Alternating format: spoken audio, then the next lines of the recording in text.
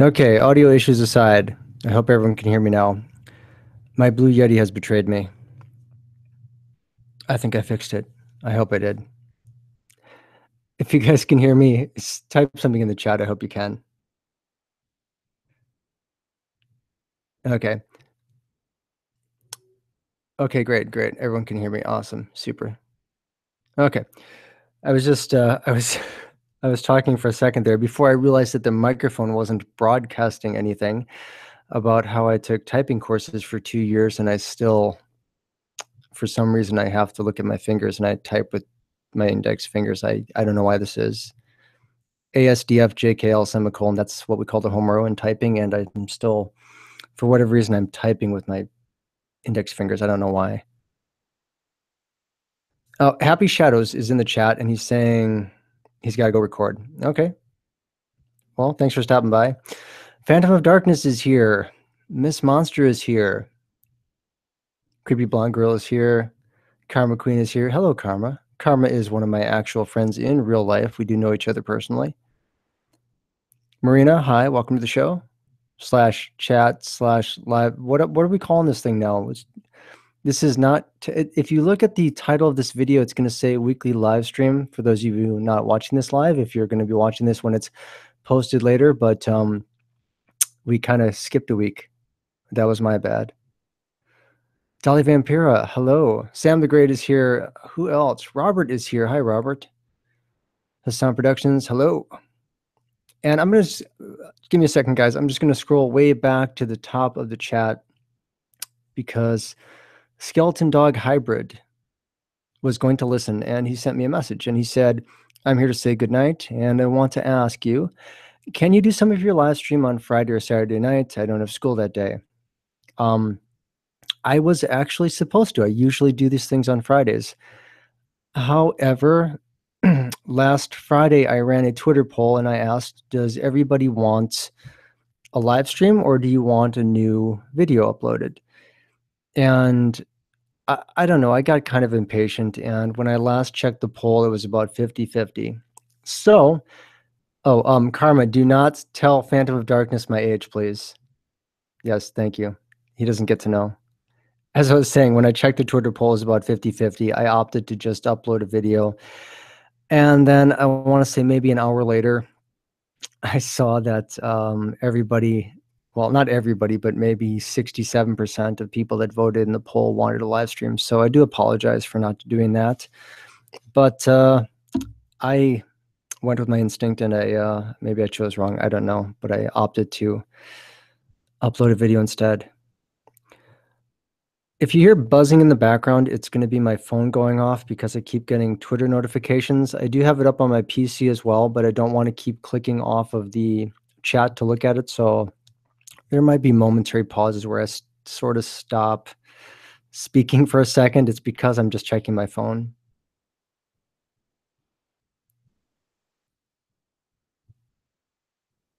Oh, Natasha, hi, welcome to the show. Yes, thank you for following me on Snapchat and putting up with all my nonsense there. Thank you so much. Clickosaurus Rex. Yeah, I guess you could say that. Something like that, Phantom. Yes, when I type, that's what it's like. Shout out to my friend Elise Alexis, who, of course, is a horror narrator on YouTube. She is busy doing something. I didn't read what she was writing. I'm just seeing the notification. Hey, can't be there. So, okay. Rotation circle. Okay, I don't know if you guys can hear this or not. I don't know. If you have it where the stream is lagging, either pause the broadcast on the player or just refresh. I don't know why YouTube does this during the live streams. It's constantly, even if you have a relatively good computer, for some reason the live streams, they always seem to just freeze. I don't know what's going on. Maybe there's too much stuff going on. I don't know. It's YouTube, and YouTube is not making a lot of sense to me. Okay, Phantom of Darkness. Hello, everyone. Shout out to Phantom of Darkness. Are you happy now? Oh, my goodness. Phantom of Darkness, of course, is a very talented young horror narrator on YouTube who has a very large following. I can only dream of aspiring to having the following that he has, and the quality of narrations and video content. That is my dream. That is Fear Crawler's dream. Vladimir, hello. Welcome to the show. Yes, emphasis on young, Phantom, because you are a young guy. Here's my gripe right now with YouTube, and someone is going to have to explain this to me because I don't really see this very often, and it might just be because I normally don't upload videos back to back like I have been. And for some reason, when I've been uploading stuff, it tends to the view count on the video, even though I know lots of people are watching it within that first 24 hours, it tends to stop at around the number 62. The last 3, maybe 4 videos I did, when I checked them yesterday, maybe sometime in the evening, they all stopped around 62 views, which I thought is weird. I'm like, oh, look at that. All 4 videos, because I released like one each day for like 4 days in a row. All 4 of them stopped at 62 views, which I thought was really kind of unique and strange and unusual. See, that's my phone again. When I checked it like an hour later, 3 of the video views had gone up on 3 of the different videos, and one actually dropped down like 10 views. Now, either YouTube has a drinking problem or something is seriously messed up. That's not my only other problem. The other issue I'm having right now with YouTube is that I want to say a week ago I hit 558 subscribers, which I love that number. That's a great number. Don't get me wrong.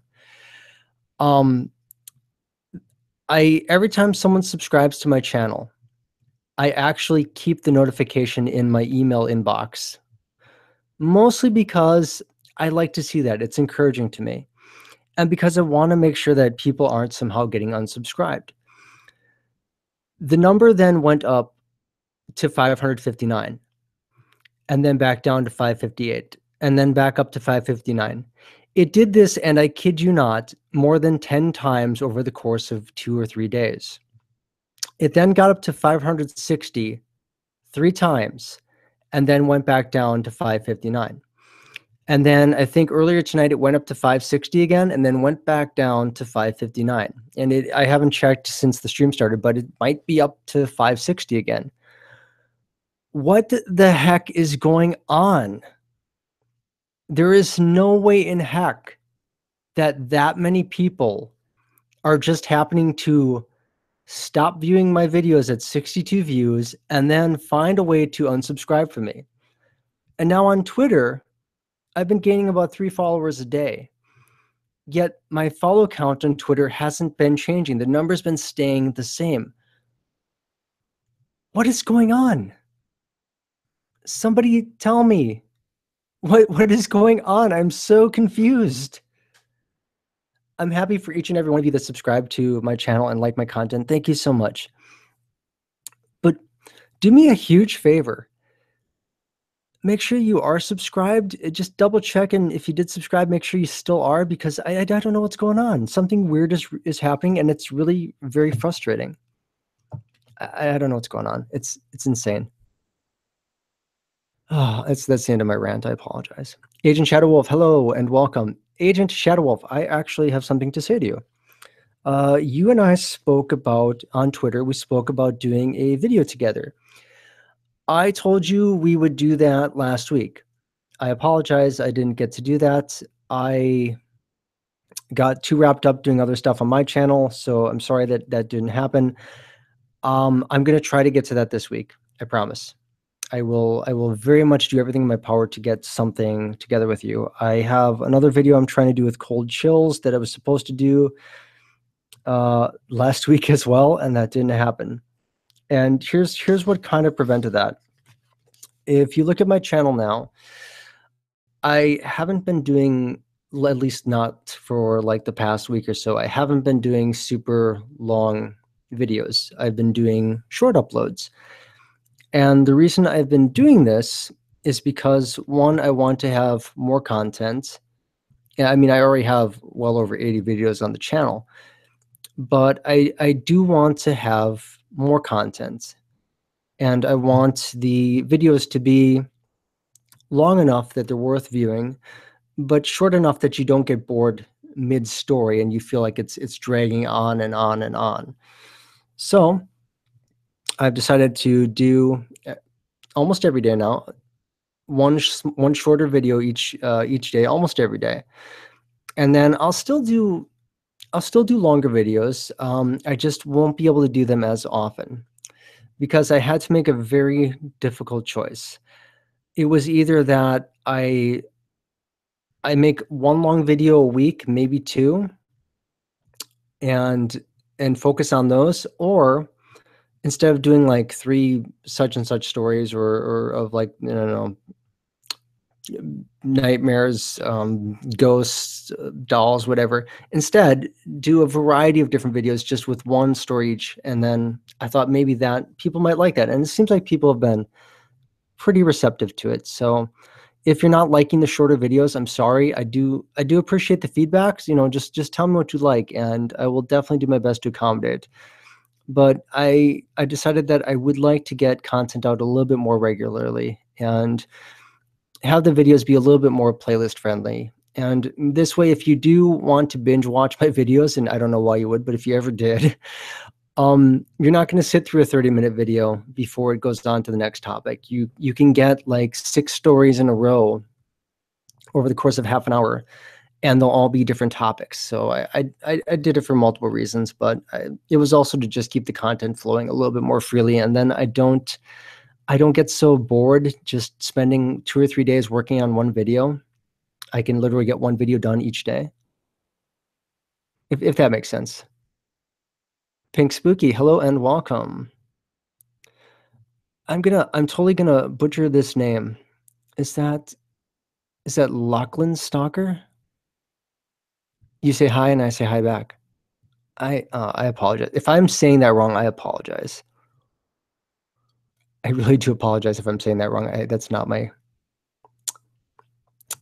case. Yes, Happy Shadows is saying in the chat right now that he makes short videos. I actually really like your content. You made a video, I think it was yesterday or the day before, where you said a thank you to 2 people that you never met. One of them wasn't me, by the way.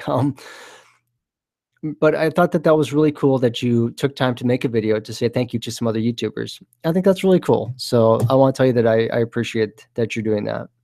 And your videos are very, very fun. And I like that you don't just do scary stories. You do some very funny stuff, and I like that a lot because I like the variety. I am actually going to oh, here's something. This is interesting. If you listen to the last live stream I did, um, I'm just going to talk about this, and I don't want anybody to take this the wrong way. It was, let's see here, it's about 10 days ago it was the last live stream, and I had the Plague Doctor on. I really like his channel. And for that particular live stream was because he had talked about quitting YouTube. That made me upset. And the reason it made me upset is that, again, I like his stuff. And I talked about how that to me kind of sounds like, it's kind of like the same feeling you would get when your favorite TV show is canceled. It would upset you. And I talked to him about it, and I had done like a big like retweet thing on Twitter, and people were being very supportive of it. And he talked about continuing doing his YouTube channel, and I thought, well, that's great. I'm glad, and I felt very positive about that. And we were going to be doing this collab with Dismal Hero, who is one of my favorite narrators. I think he's a terrific guy. And I'm not just saying that because we're like from almost the same area, but it ended up that he messaged me again, and he said that he's actually doesn't want to narrate anymore. that it's just not something he's passionate about, and it's not something he really felt like he enjoyed. And as sad as that makes me, because it actually, to me, it is quite sad because he's got a lot of talent, and I think that his channel could grow very, very well. If his heart's not in it, then it's not in it, and it's not really my place or anyone else's place to try to coax him into giving it another go because we've all already tried that. Um, I just wish him the best, and if he was gonna keep up with YouTube, if he says he wants to keep making thumbnails and stuff like that, that's cool. But as much as I wish he would reconsider, and I wouldn't think less of him if he did flip flop again. I really would not, because I've been there myself. I've been conflicted with YouTube myself because it is a frustrating thing to do. It's fun, but it can be very frustrating because there are so many horror narrators out there. But I do wish him all the best, and I really do hope that he it is the right move and it is what he wants to do. So the collab, I guess Dismal and I are just going to do the collab ourselves, and I think Dismal is going to be uploading that tonight. I'm just going to send him a real quick message on Twitter because he might want to join the stream. So give me just 1 second, guys.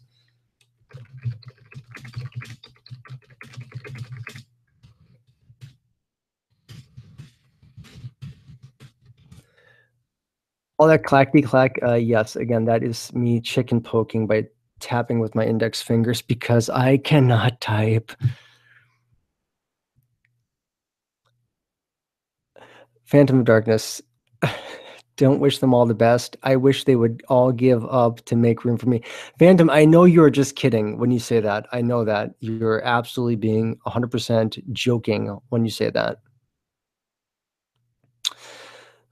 For those of you that don't know, Phantom of Darkness comes on just about every live stream I do. And he likes to do things to he wants to drive me insane when I'm doing live stuff because he knows it messes me up. So I'm just I'm just gonna move on to other topics here. So yes, can someone save me from myself? I don't know, Phantom. Maybe not. Maybe not. I don't know. The Troll of Darkness. Yes, Miss Monster. That. Oh, Happy Shadows, you know what? I have got to fix something for you right now. I'm going to fix this. I'm going to actually mod you. So that way, when you are on the stream, you have mod powers. So I'm going to do that for you. So there you are. Sam, just 1 second. Sam, you are now a moderator. I mean, enjoy all the perks and privileges, however few they may be, that come with being a moderator. I'm going to do that for you because we did collab, and I do really appreciate you doing that for me. Sam, of course, is a beginning narrator, but he's also a really big horror fan. If you go back to, I think it was 15 Nightmarish Horror Stories, he actually does a narration in there. If you want to find where his particular story is, if you go to the drop-down menu underneath the description, you will find it, and it is timestamped. So you just click on the timestamp, and there you go. Oh, Creep Street, hello and welcome. Creep Street is also a terrific narrator / very creepy girl who has a YouTube channel. Go check her out, subscribe. Leave a really supportive comment on the videos. Hit the like button. Actually, you know what? Spam the like button on all the videos and make sure you watch them all the way to the end because they are very, very good. Hitchhiker is here. I am so glad Hitchhiker is here because if anyone understands the frustration with YouTube numbers, it's going to be Hitchhiker. Somehow, this past week, Hitchhiker's subscriber count went from over 1,000 all of a sudden down to 5.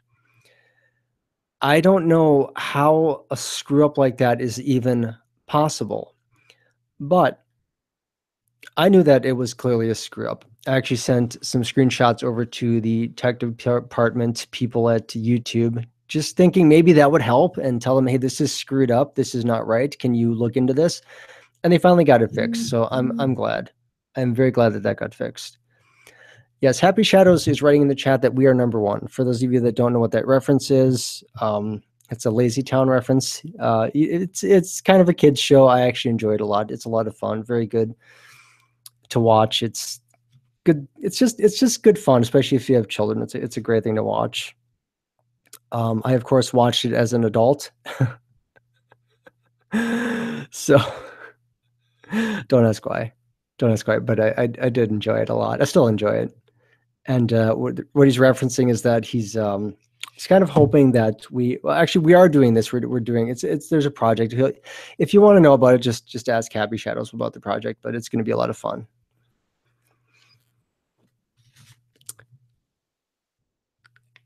Okay, I just got a text from Dismal Hero. Aha, I see what's going on. All right, can somebody do me a huge favor? I'm going to, some of you are probably doing this from your phone right now. I'm going to paste something into the stream here. Can someone take that link for me? And any one of you. And just send that link over to Dismal Hero if you've got this on your phone. I can't do it because I can't do two things at once, and I don't have it on my phone right now up to copy the link and send it over to him. So if you can send that to Dismal Hero, I'd appreciate that. Otherwise, if Dismal is listening, and I doubt it because I don't see him in the chat, he could click that. Actually, no, I'm just going to message him to do that just in case.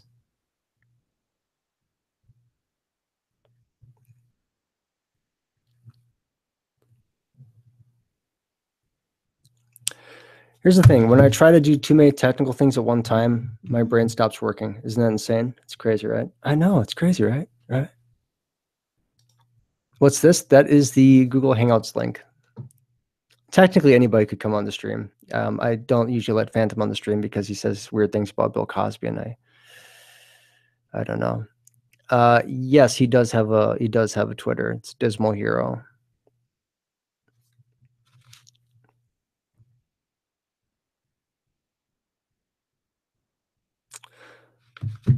So yeah, someone give that a try. I don't know. I just sent him the link in the chat, and I don't know. We'll wait and see what happens. Dark Somnian was actually going to be coming on, but when I checked, I think he might have gotten confused with the time zone here because talk about Bill Cowboys to it. No, okay, Phantom, stop. I think he might get confused. He's in a different time zone than I am, and when I checked YouTube earlier, Dark Somnium was actually live streaming already, so I don't think he's gonna be on, which is unfortunate. But I'm not gonna pull somebody from their stream to come onto my stream. I don't see the point. I'm hearing a ton of background noise, which means that someone's on.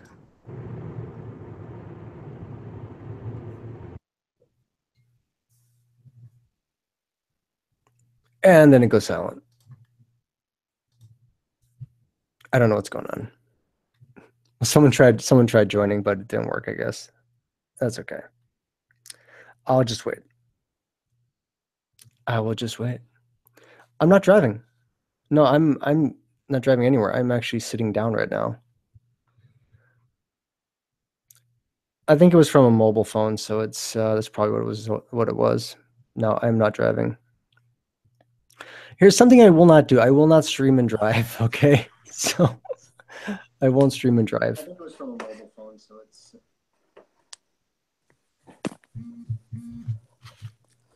no streaming and driving for me. All right, link works.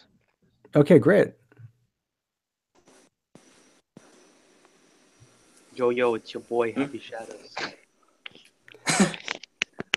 That makes her. That's another one. Okay, great. Hello, it's Mr. Creepy Pasta. No, hello, it's Creepsmith Pasta. Okay then. Hold on. Okay. Lose my train of thought here. The train stopped early. Yes, it did. I just got a message from Dismal Hero. He is not able to jump on for like another 15 minutes, so I'm just gonna wait. I'm not going to wait in silence though, mind you, but I'm just going to wait. Imagine if we did. No. Yeah, I'll be like, so would everyone mind just 15 minutes of absolute silence? I've listened to live streams like that where someone says I'll be right back and then they don't come back. What's that? Gonna make a sandwich or something like that.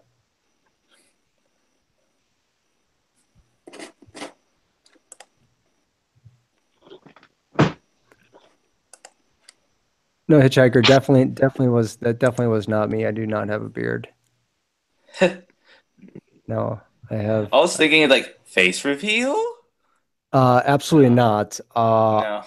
No, absolutely not. One, I don't have a beard. Two, I'm sitting at a desk in my house. I would turn on my Logitech cam, but I'm worried to crash the whole stream. I could reveal my face, but I kind of wanna. If besides, like, if you guys, okay, if Dolly was watching, if there was like, if video popped up just now, Dolly knows what it looked like, so Dolly would be able to tell you that the video before was not me. So Yeah, it doesn't matter. you wouldn't hear me setting my fake coffee on my desk, which is what that sound is, or hearing the keyboard if you listen. That's a keyboard, okay? I don't have a keyboard in my car, and if I did, that would be weird. That would be awesome, but no, absolutely not. Absolutely not.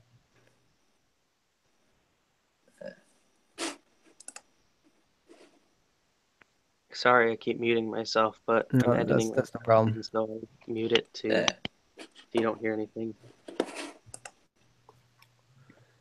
So what should we talk about? I don't know. How'd you come up with your avatar? How did I come up with it? Basically, I went to a guy. His name was Rex Effects. Sounds shady. And I asked him to create something for me that looked dark and creepy and kind of reminded you of something that you'd see in Japanese horror, basically like that. Oh, yeah. And if you look at the first avatar is very similar to that, except that it just has the hair and the eyes, but there's no face. I like the face.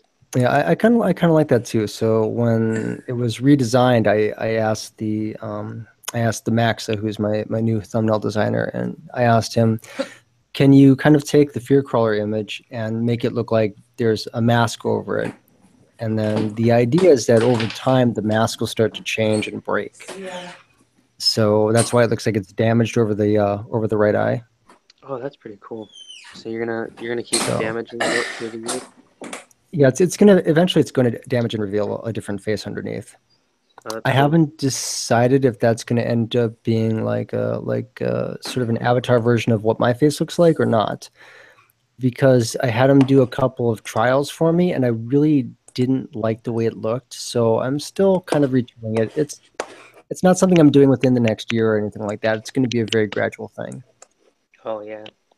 But over time, the avatar will change. I never abandoned the previous avatar. If you look at some of my videos, you'll notice that, well, one, the branding in the bottom right corner of all the videos is still the same. I never changed that to the new avatar. Also, at the beginning of the videos, I usually put the avatar as like a pop-up there with a sound effect, or you'll just see it go from the old avatar to the new avatar. So that's going to kind of stay the same. And if I ever did merchandise, I would basically call every different version of that like Era 1, Era 2, Era 3, and all that. Yeah.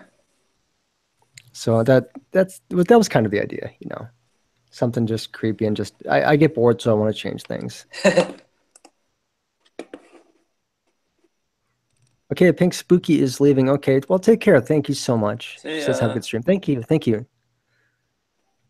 And people are asking, Dolly, what happened to your channel? Okay, this is really unfortunate. Dolly's channel got deleted twice now. She doesn't know what happened. I have no idea what happened. I'm hoping it didn't happen a third time.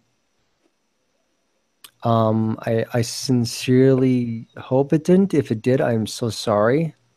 I don't know what's going on, but if it did, I apologize. And not that I did it, mind you, but that would really, really suck. Okay, Phantom of Darkness in the chat says he has something very chilling to tell us. Chills is streaming. Okay, fine. And talk about it.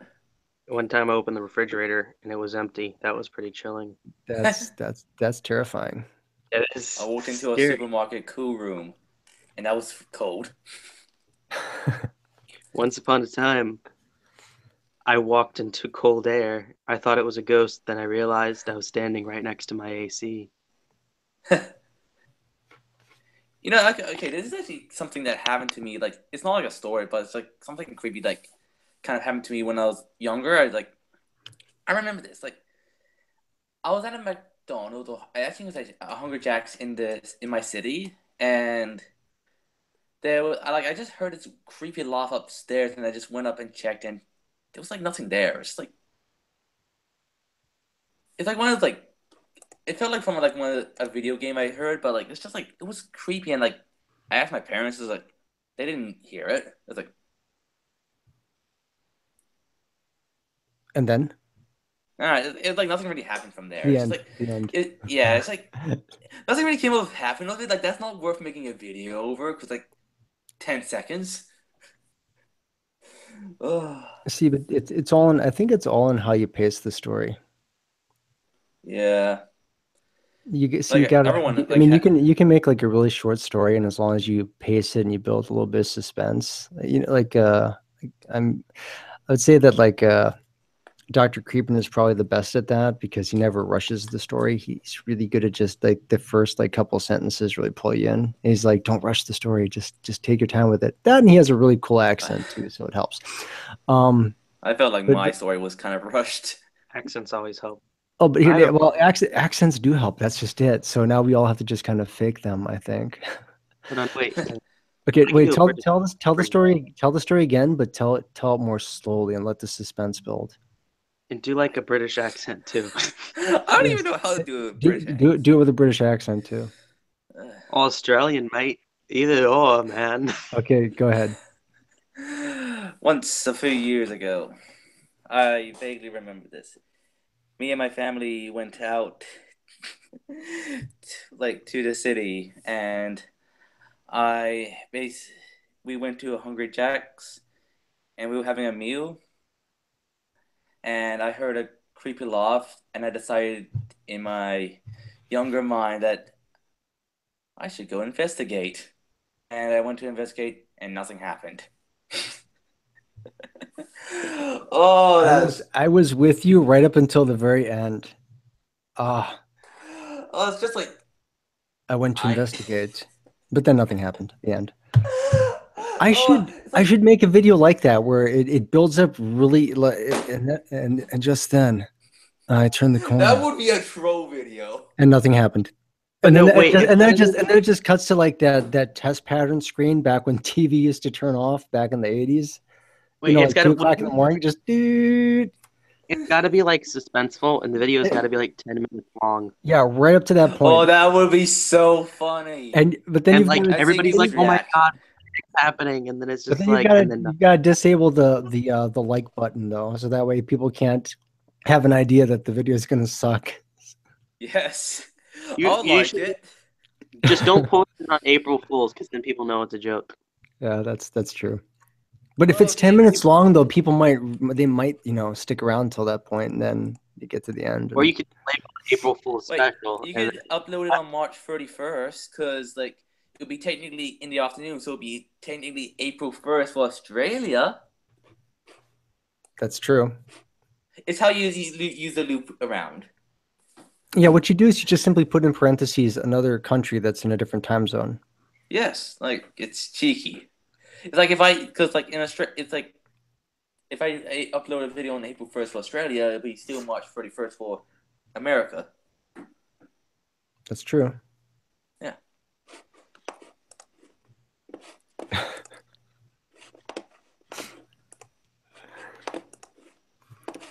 So let's talk. Let's talk about. Let's get real here. Let's talk about real things. What are we going to talk about? Let's talk about Donald Trump. No, let's keep politics out of this. Nope. Politics away.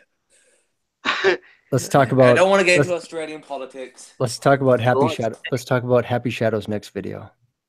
Happy Shadow. Oh, well, it's not my next one. It's just a big project.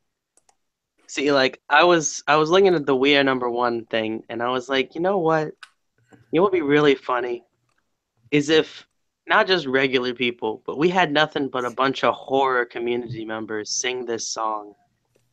And so I posted on Twitter, I messaged people, and I was like, hey, you want to help me sing We Are Number One? And surprisingly, Fearcrawler said yes, he's going to be in there. Of course I did. And then, and then another person said yes, and then another person said yes. So we have 3 people. It's going to be alternating, and it's going to be perfect. It's going to be beautiful. I just know that it's going to be like, when it's finished, I'm going to cry. It's going to be so good. It'll probably be the best work I've ever done. Mine too. It'll be the best work. It might just have to be like the last video I ever get involved with, because it'll just be so. It'll just be the pinnacle that everything else underneath that would just sort of not live up to the epicness. Like there's just no use, right? And right. You know, you've peaked at that point. There's nothing else. There's nothing left to do. You know, go out on a high. You know, go out on a high. Go out on a high. That's how it works. Yeah, I actually want to get that done this week. I've got another project I'm doing with Mr. Lonely Dark that I have to have done by Thursday, so I'm really putting pressure on myself, and I want to get another video out tomorrow. Right now I'm actually editing the video to finish like the night, like at the latest. That's awesome. I'm so proud. Miss Monster just came back and she's confused. She doesn't know who's on the stream right now. Okay, well, I'm Justin Bieber, and the guy with the Dragon Ball Z thing is Michael Jackson, back from the grave. We summoned him. My profile picture is one of my videos from like 7 years ago. Just to make it, and then there's Fearcrawler. We all know this guy. He's beautiful. He's amazing. Got like one of the best voices. Super chill. This is how it works. Nothing but the best on my stream. Because you want to know what? Because you, Fearcrawler, you set out to be the best, like no one ever was. I don't know how you could say that without just like dying of laughter. It's just... Well, it's because I am a meme. I'm dank meme trash. Literally, like that's on every single profile I have. Like it's literally just like YouTuber, dank meme trash. Kind of a troll. Lol. Oh, I feel like I can relate to that. It's like I don't. So let's talk about anime. My favorite anime is Cory in the House. How about you guys? Still waiting for season 3? Did you just call that anime? It's a beautiful anime. I don't know. That is so not an anime. Cory in the. Oh my goodness. Zenko no Terror. That's a good. I like Terror and Resonance. Yeah, that one. Yeah. That one, you watch that one? I feel like I'm like the only person who's ever watched that anime. Because everyone's like, hey, I have watched it. Like, do you watch Terror and Resonance? Everybody's like, no, never even heard of it. I'm just like, Jesus, that's like one of the best animes I've ever seen. Yes, it's beautiful and like good. And like the artwork too is so stylized. So if I were to start naming anime, it would probably be stuff that no one's ever heard of. It's okay. Yeah, I'm in that group. So okay. Yeah. How about Vampire Hunter D? I kind of like, I don't know. I didn't like the plot. I liked the plot. I just didn't like the anime really. So I just didn't watch it. I thought that was one of the most beautiful Japanese animes ever. If you want to watch a film that like, did you say Vampire if you want to watch a series that has Vampire Hunter D? Yeah, I didn't watch. Yeah, sorry, I didn't really watch it. What about Akira? You guys should watch Guyver the Bio Boosted Armor. Now that's I have, and I actually like the live action movies, even though the one from 1991 was kind of the one from '94 was actually very good. The live action ones that Steve Wang directed were good. They I feel weren't like I'm disappointed. they weren't like the anime. The anime was good, don't get me wrong, but I think I liked how the second one was more in keeping with the anime, whereas the first one was just a little silly. But I liked them Wait, both. I got something real we can talk about.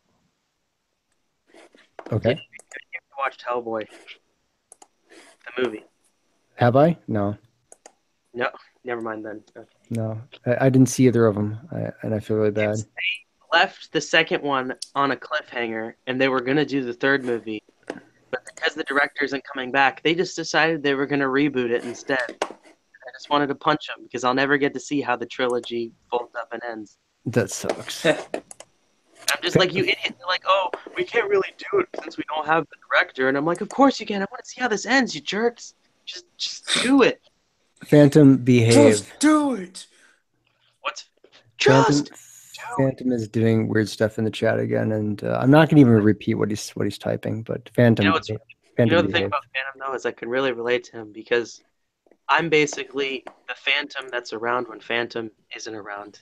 Like I'm the person who helps to send chats into chaos. Like I remember I went onto this live stream, it was like a political live stream, and I typed into the chat, I was like, hello everybody, I'm an Indian prince. Please send me money. I'll give you a Ferrari. That's crazy. Oh yeah, anime shows that I recommend is Psychopaths, the movie Wolf Children, and Dead Man Wonderland. Oh, and yeah. Well, I recommend Guyver the Bio-Boosted Armor and Terror in Resonance. Yeah, that one definitely. Terror in Resonance. What about Akira? Anyone see that? I heard of it. Didn't watch it. The problem is I don't actually have money, so it's kind of hard for me to watch anime. So I just kind of see what's on Crunchyroll. Yeah, I have too many anime DVDs. I tend to stick with stuff from like the 1980s. I like the older anime because as you got closer to like the later 90s, early 2000s, anime movies tended to be shorter. They went from being like an hour and a half, 2 hours to now being like maybe like 50 to 60 minutes. A really good one was Blood, the Last Vampire. And it's really very, very beautifully animated, and it's actually quite pretty. And it's very well done. But it's only an hour long, and when it ends, you're like, okay, what? And then what happens? And I actually had it on VHS, and I ended up after it was over, I ended up fast forwarding it because I'm like, well, there's got to be something else after the credits, right? No, of course not. Oh, and yeah, Miss Monster. I know I don't stream often because of that reason. I'll stream with other people. Normally, when Miss Monster is on, someone mentions like handcuffs or something weird like that. And this was anybody else's stream, shit would get real dirty real fast. Haha. I said, yeah, that's the reason. And that's actually one of the reasons I don't stream with many people because it gets dirty and I just don't like dirty conversation.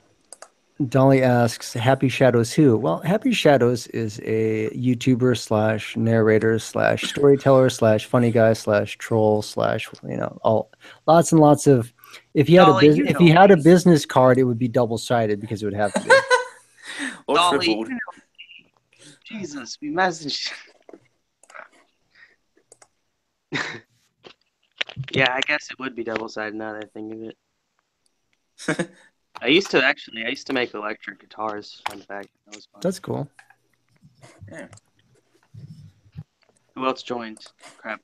Who's this? Danny, I think. Did anybody else join? I have not been watching. All right, hold on. BRB. What? Dan H. It says here. Hello, Danny boy. Danny H. Danny Hollywood Undead. And then it got quiet. Now let's continue that 15 minutes of silence. No, let's not.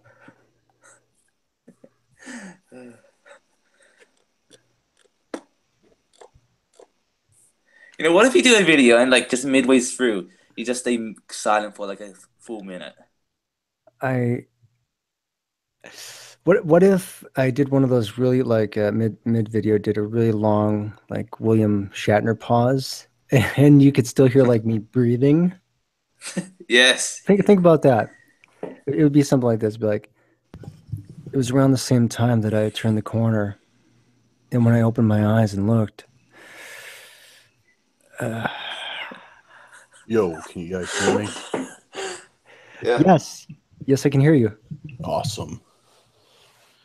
Yeah, man. No, Sorry but it took me a second, but like when you sent me the invite, I was driving down I-90 and I was like, "Oh, cool." Sent me an invite to a hangout. Yeah, I'll join this.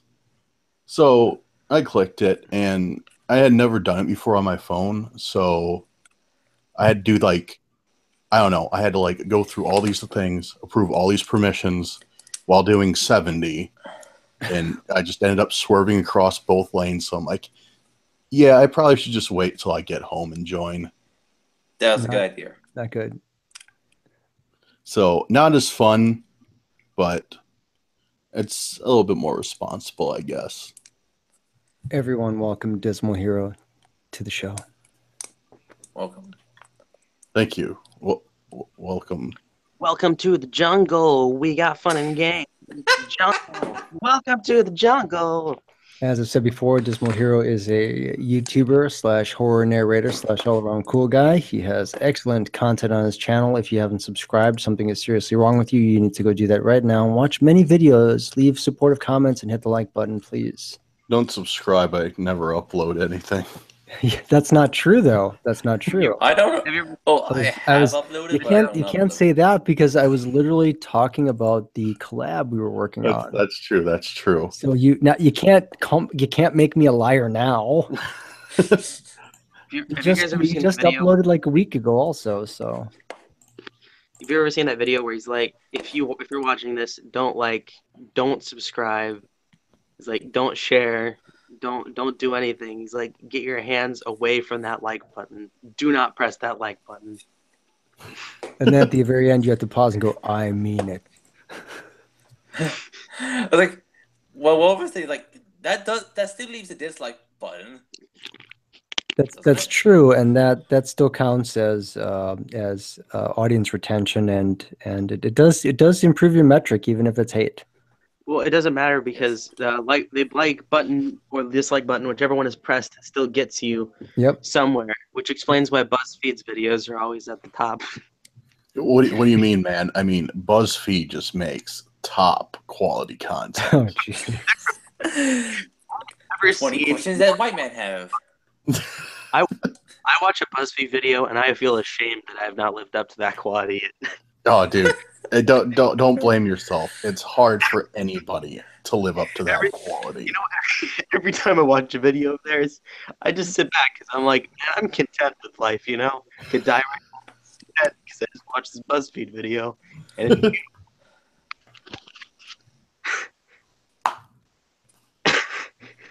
Isn't that the strange thing though about YouTube is that you have some channels that, and this is weird because these are channels that are popping up that I never watch. I'll open my phone and I'll be like, where's all these other channels that I normally watch that I go through, even if I'm not subscribed? And I start getting all these recommendations for channels that I have zero interest in. And I'll be like, oh, I'll click on the video and I'll see, and it's got tons of dislikes and just nothing but horrible comments. I'm like, and this is recommended to me. Why? Because you need to throw It's this. recommended that you hate You're it. hoping I'll enjoy this. Clearly, nobody is. I mean, except for the 123 who liked the video. Yeah, or like they'll do that with channels or like videos. Like they will put the same suggested video in your feed for like probably months I would not until you click it, and it's just something like usually pretty lame. Oh wait, no. Oh. Why can't they do that with my channel? Why can't they just? Why can't I be to the top? I mean, like I'm sitting here waiting for my Streamies award. Terrible microphone. Nobody gives me like where's my pat on the back? I mean, Oh man, you just gotta give them enough cash to earn it. yeah, you gotta give. We gotta make family-friendly comment. I mean, content. I don't even know what ad-friendly content needs anymore because I subscribe to a narrator who's like 12 or 13, and he freaking used the word poop in his video, and it got demonetized because it wasn't ad-friendly.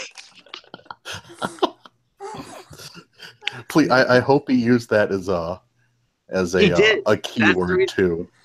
Oh, I think that's what he did. Like they were like, oh yeah, sorry, your thumbnail and content is inappropriate in this video, and we have to demonetize. He's like, only yours for poop, Jesus.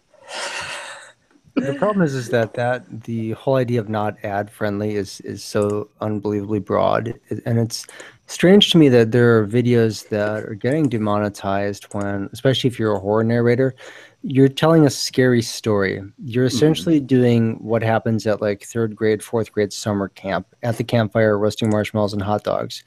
You're telling a scary story. And they allow movie trailers like it on their website.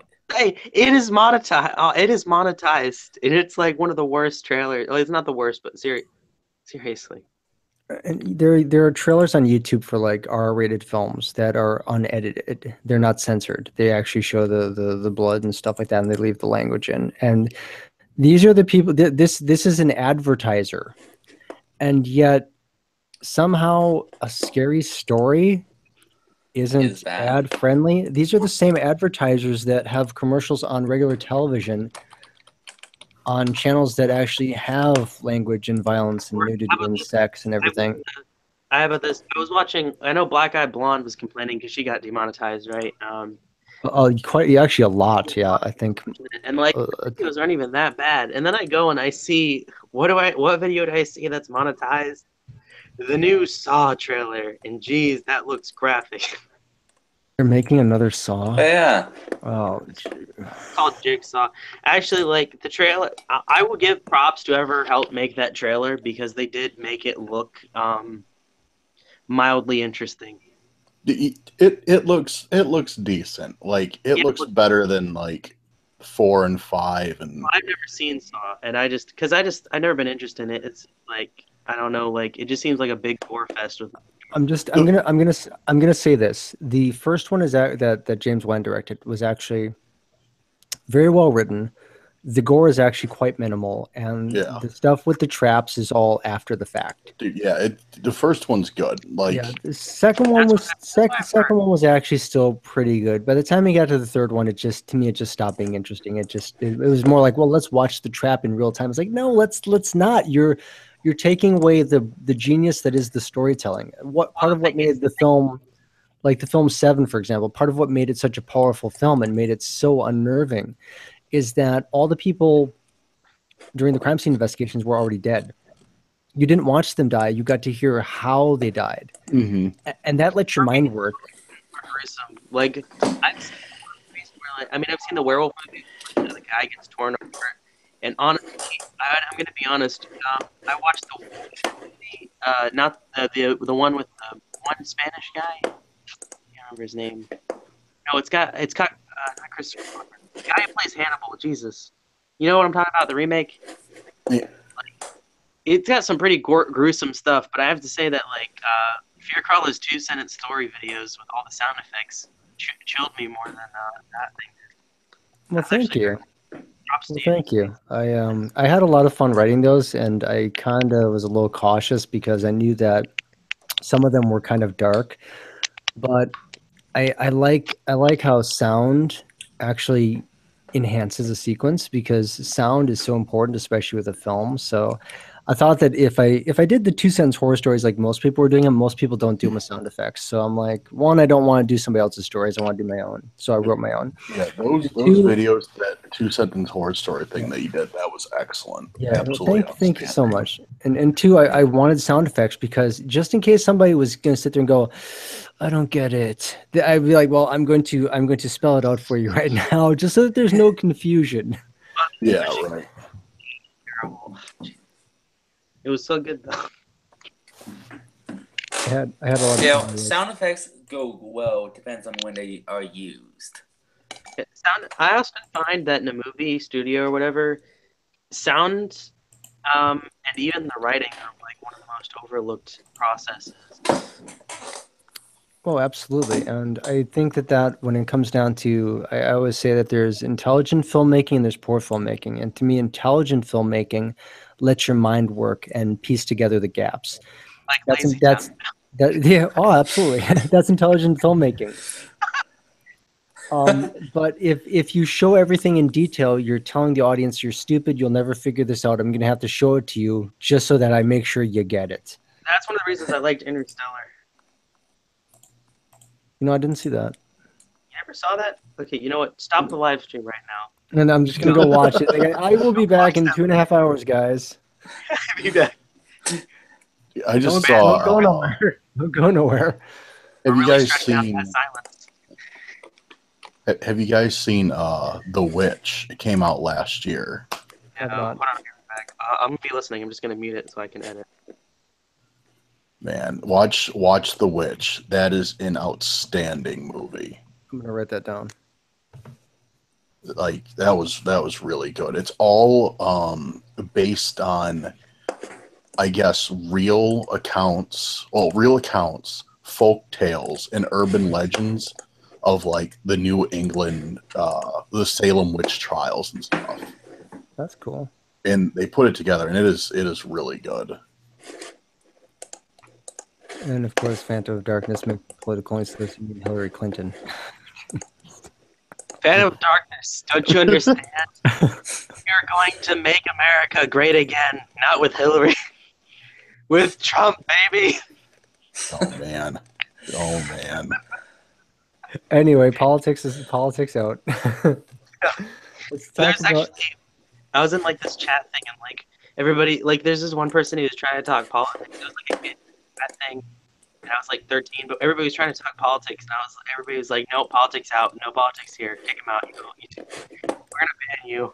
Talking about politics. Well, I mean, if you want to get to the truest horror, there's nothing more scary we could talk about than politics. So, Oh my god, that's actually the truest thing.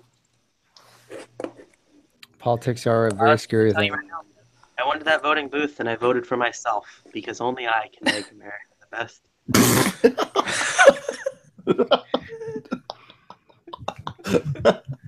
Oh, that was good. That was good. You know, like something that I like to do funny when I see a live stream is that like I like to donate, but I always ask this question: is what would you do if a guy comes up to you and asks to be Avocado Man wife? What? They always get confused. They don't even know what that is. Wow, Phantom. But just imagine how creepy that would be if a guy comes up dressed as an avocado in a wedding outfit, like a female's wedding gown, like, and asks to marry you. What? How would you react? I'd say, hell yeah, let's go. I would ask what's in it for me. True. I'd flip it around. I'm sorry, I'm selfish. I've got to get something for me, you know. Like, I know. That's understandable. I'd be like, all right, bro. All right, listen. You look like a nice person, but if we're getting together, you got to pay for some things. I mean, it's an avocado. It's technically part of guacamole. I like guacamole, but we're only halfway there, you know. So I don't. Am I gonna be housed? Am I gonna be housed? Like, what am I gonna be paying for? Like, What do you bring to this relationship? What are you? Exactly. Yeah, what I know my strengths, but I'm just meeting you for the first time here. What are you going to do for me? What if I get very ill? Will you take care of me? Will you love me in strength? And I'm at my lowest. How do I know you won't just run off? Yeah, with another guy or female, I don't know. Yeah, it confuses people because like avocado man wife, like it's covering kind of. When he's an avocado man, I thought like avocado, like he was dressed in a giant avocado. He just came up. He's like, "Will you marry me?" And I'm just like an actual avocado, like the vegetable. Like I was just imagining a guy, giant, big, like avocado suit. And now there's only 2 people in the live stream. They couldn't take it anymore. They started talking about avocados, and which almost begs the question about things like marriage equality. And if you refer to them as an avocado, did you potentially misidentify them? So yeah, Yeah, Fan of it's Darkness. like I just do it for jokes. You're a fan of Darkness. You're awesome. Fan of Darkness is pretty awesome. You guys are all awesome in this stream. Like, never forget that. Jeez. There's nothing but awesome people in this stream right now. It's true. Actually, I don't know Dismal Hero. I mean, like, I don't know you, but you seem like a pretty cool dude. Well, you need to get very familiar with Dismal Hero. He has an excellent channel. Yeah, very familiar with me. Very familiar. That didn't sound ominous at all. Very familiar. You know? Ah, Jesus. I feel so bad. When I record, it's like, my thing is like, I'm always self-conscious about my breathing noises, and then I realize I can cover it up with background music. Oh, dude, same here. I learned to what I do for that is I take a deep breath, pause for like 2 seconds, and then just edit that part out. Yeah, that's what I do. Well, I have a problem with rambling, so like it's really hard. In fact, like narrating has helped me because like it was like really hard like for me to like get my words out there without it becoming like a jumbled mess. Right. So it's getting better now. But I still kind of have that problem where like I'll mix 2 words together. So like regular people are like, and then he, and I'm like, and then he. You mean and then he? Yeah, like, and then he. In anemone? I basically I have the same problem. I had to sort of teach myself how to speak again because where I come from, people tend to talk really fast, and I tend to do the same thing. I put words together and I make a new word out of 2 different words. Yep. And if you listen to my I have 2 outtakes videos, you can hear the frustration that I get when I say I'm recording. Oh, no, that's so. I'm one of those people that when I get comfortable, I feel like I'm the right distance from the microphone. I have the right position. I have the right breath control. I have the right angle to look at the screen. I have to stay in the moment because if I don't, if I'm pulled out, Yes. I'm afraid that the audio quality is going to change because my position is different, and it actually does. Yeah. I have to remind people in the house, if I'm recording, I say all I need is 1 hour. I just need silence, no background noise. You find something else to do for a little bit, and usually it works okay. But when there's obnoxious things going on, like someone on a cell phone saying, "No, it's cool. Yeah, I can talk." It's like, no, I'm recording, and the reason I have to shout isn't because I'm being mean. It's because I have the doors closed and I'm turned away from them. So I don't want to change my pitch I don't want to like turn my head too much or anything like that. So I have to make sure that they can hear me because they're usually somebody's talking too loud or they're on a phone or something, or someone's just, deciding to bake cookies. I don't know. So Yeah, cookies. turn on the mixer. So I have to remind everyone in my house to not do that. And yeah.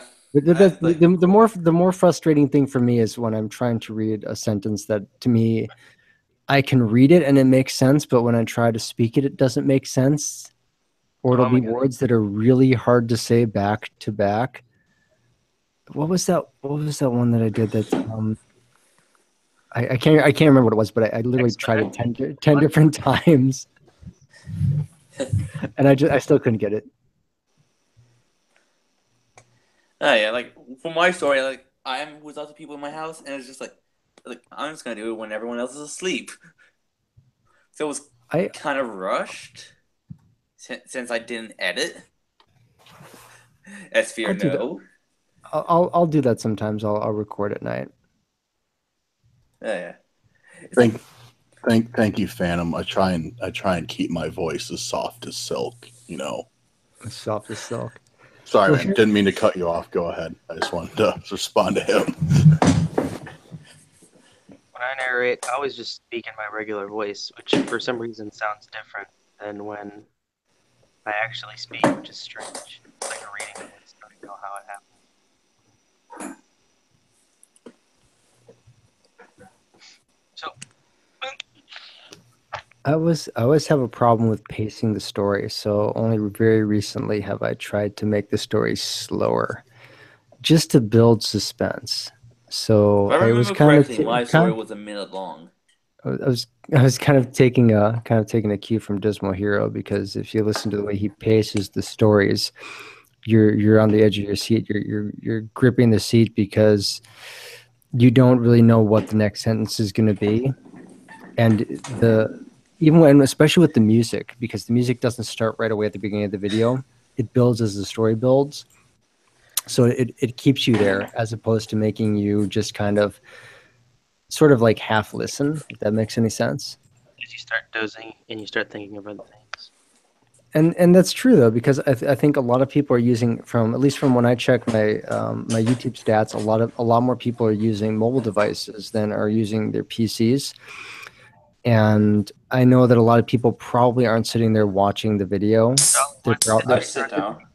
They're probably just listening to the audio. So Sorry. cracking a drink, pouring a drink. Me. Cracking open a cold one. Into my lazy cup.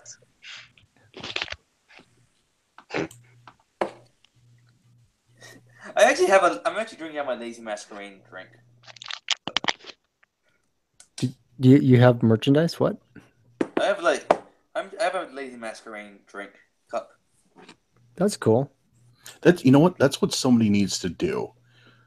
Somebody needs to come out like with a signature like drink, like Lazy Masquerade small batch barley brew or something like that. I think that would be a hit. It's like it's so good it'll make you lazy. Yeah. Dismal Hero is in the chat right here. What's up? Are you in the chat? Is that you, Dismal Hero? Yes, it is. Oh wait, I did see one of your videos. I knew I recognized your voice. Yeah, he's got a very, very distinct voice. I'm 133. I'm checking out your channel. I'm subscriber 133. I'm proud. Do not take this away. Awesome. I think I'm Fear Crowler's 133 subscriber as well. That could very well be. All right, what are your guys' channels? I'm sorry. I'm Happy Shadows. Here, I'll comment in the chat. I'm at 163. I only have 12. Well, you know what? It took me 4 years to get to 100, so I know you can actually make it. Then again, I wasn't 11. I haven't not uploaded in 12 years. No, wait, 7 years. 7 years. 7. Well, when I started out as an 11-year-old book reviewer, geez, that was cringe. Oh god. All right, Happy Shadows, and what was the other one? Okay, let me subscribe to you too. Comment in the chat. What's my channel? Yeah, you can subscribe. Samthegreat. What is it? Have you guys heard this new narrator that just came out, Rambling? Yeah. Samthegreat. Okay. Yeah. Have you guys checked out a new narrator? He's got a really good voice, and he's just really cool. Rambling Ram. I have not, but he just started out, got 32 subscribers. I've shouted him out on my Twitter thing, but he's like really, and I have to say I love his voice, and he actually have to say that he has 20-minute videos, and he's the only 20-minute video guy I can watch just because of the way his probably the pacing. So maybe it's really sucks you in. Okay, cool. Well, send that to me on Twitter. Just if you did the shout out, tag me in that, so that way I see it. All right. I got a question for you if you're a crawler. Yeah. Why are you so chill? Like, for real. Like, I'm getting to the point where I'm just asking you to do collabs, just hoping you'll say no instead. I'm one of those people that if somebody approaches me and asks me to do a collab, I'll always say yes, because I like. Yeah, I'm the same. I'm just messing around, but it's like I'm just happy. Go ahead. I'm just happy when someone approaches me and they say, "Hey, can you get involved with this collab?" I'll say, "Oh, you're asking me?" Oh, absolutely. So Yeah, like, dude, like, I'm just joking with you, of course, but it's Yeah, like yeah. you're like one of the easiest people to work with. It's awesome. I mean, I haven't done a ton of collabs, but still, like, there's been like one or two that's been like, all right, this doesn't need to be this complicated. It's true, and it really doesn't. I think that I usually just say, okay, what do you need me to do, and when do you need it by, and then I just do my best to get it done. Yeah. I don't want to be the person to say, oh, well, I'm so busy. I just don't know if I can make time for you. I don't want to be that person. I don't want to ever lose that connection with the other narrators. Even if somebody has a really small channel or if they've never done a horror narration before, like when I did the 15 Nightmarish horror stories, I had a lot of people that had never done a story before, never narrated before, and were Like brand me. new. And I said, I was like, and they're like, well, can I do it? I was like, oh yeah, absolutely. The more people I get involved in this, the better the end result is going to be. And I think the work stands for itself. I still sure. have the original audio from my story. And there's some that I have not sent. Like, there's some that I just laughed a bit. Oh crap! Wait, is that? Oh, my microphone is on. Oops. Yeah, Phantom only says no because he's like a really big narrator now, and he He gets a lot. yeah. I always say no because I'm just so big. I'm just too good for all these people. There are some narrators that have to say no because they're just too busy. And Phantom makes long videos. Swamp Dweller is uploading like almost every single day, so I know that it takes him a really long time to get to collabs because usually you've got to ask him months in advance. And I know that there are some narrators that are constantly getting bombarded with people that want to piggyback off their channel. Like Bob's husband? They essentially want to be able to get onto the bigger channels to get notice for their channel without actually having to do some of the legwork. I mean, my channel is over a year old now, this particular one. And like I said, I have over 80 videos up. And I've seen people with less videos who've done less work and their channels just skyrocket. And it's, some people, they get very big very quickly, and it's harder for them to make time. And I'm never going to go to one of those bigger channels and say, hey, can I collab with you? I usually wait for someone to approach me. Yeah, And that's what I did with you. I'll only ever get involved with a big collab if someone asks me. I don't tend to approach people unless we have like a two-way communication. Like someone says, can we do a collab? And I'll say, yeah, but do you want to do one on your channel? Do you want to do one on my channel? Are we going to do 2 videos? Are we doing 3 videos? What are we doing? So I like it. I like it to be a two-way street. Like Vida22, I think I've done like 4 videos on his channel. He approaches me, I don't approach him.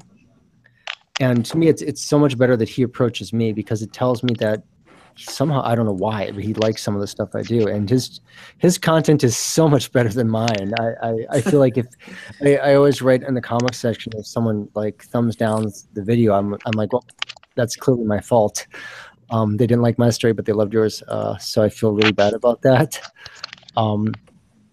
I still don't know why he asked me to do stuff on his channel because I feel like I'd be holding his channel back. But I troll comment my own videos. Like I went onto this narration that I didn't particularly like, so, and I commented like, hearted it and pinned it to the top. It's like, disliked, terrible narration. you haven't done that on my videos yet, I don't think. Oh no, I troll my own videos. Like this guy sucks. Yeah, just like just like, man, you're the worst. Dislike, unsubscribe. I also like my own videos. So, anybody else do that? No. Nope. I like my own videos. I'm just like, man, I did a good job. Like, I do not want to rewatch my old videos. Just like, I'm giving myself a pat on the back. Okay. Like if I like, have to, oh, I got like, thumbs. Oh, I got 1 like on my new video. Oh wait, it was my own.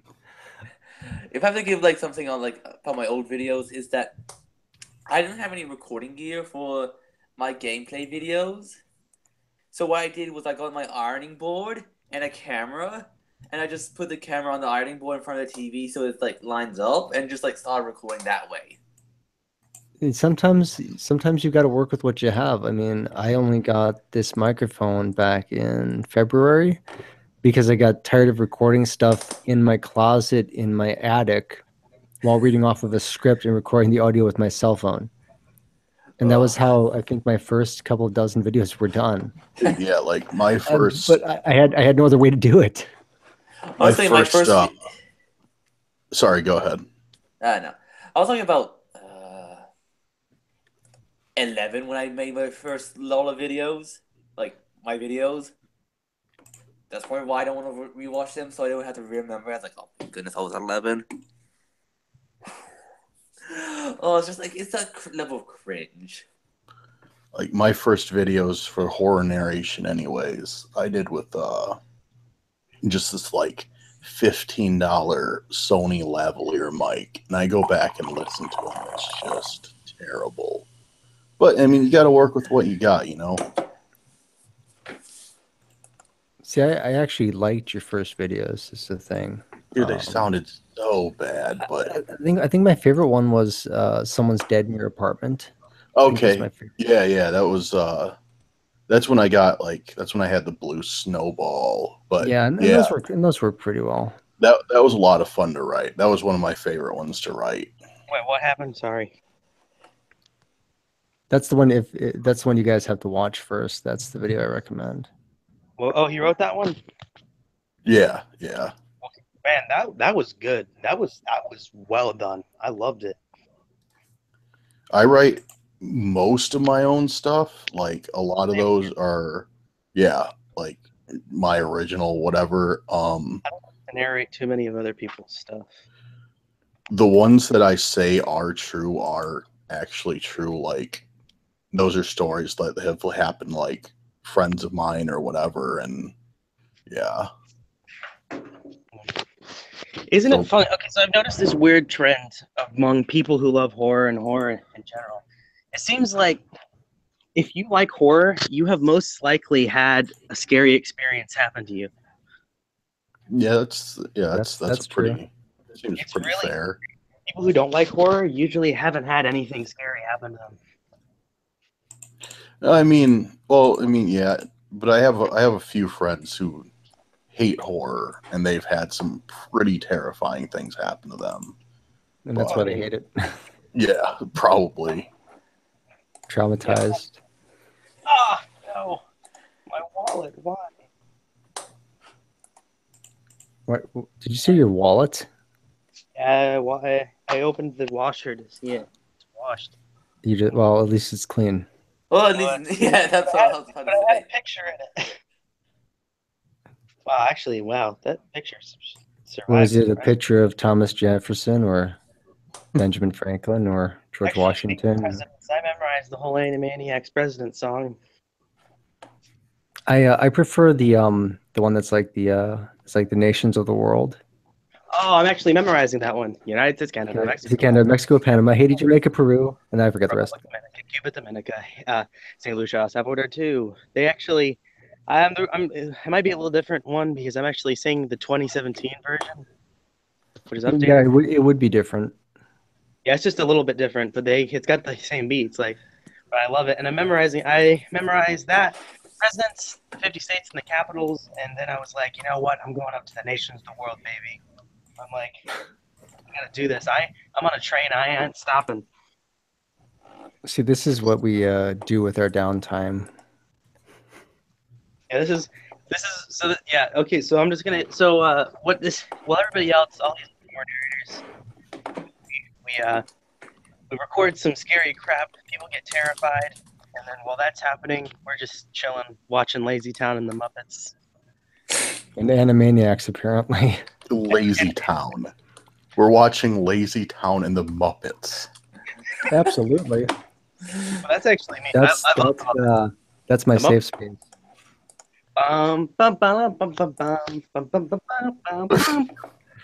We are number one. Yeah, you got it.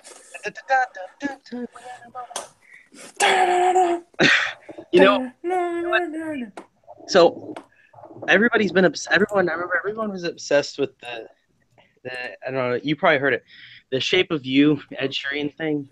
That one. I could never get into that song, but now I know all the words. And you want to know why? Because someone freaking made a heavy metal cover, and it's amazing. That's cool. Yeah, it's crazy. Yes, Phantom, you do owe me a collab. No, you don't owe me a collab. It would be nice if we could collab, but I know that you're a busy guy. Actually, I think I might stop uploading because I have more whenever I have to do a now. collab, I write it down with like what the due date is, and then I hopefully get it done. I'm in the middle of writing a story for Vidith 22 that I would really love if he could narrate it on his channel, and I'm not done with it, and I've been working on it for the better part of 3 weeks now, and I feel terrible about it because I told him I would have it already, and I don't. So I feel bad. That's the end of my rant. That was just that's the end of my rant. I don't know. I don't know where I was going with that. Phantom of Darkness You're going is like up. the person I've ever seen who can literally request fan art and get it. Like he was like on Twitter, he was like, "Hey guys, I want some fan art. Send it to me." And he got like all these pictures.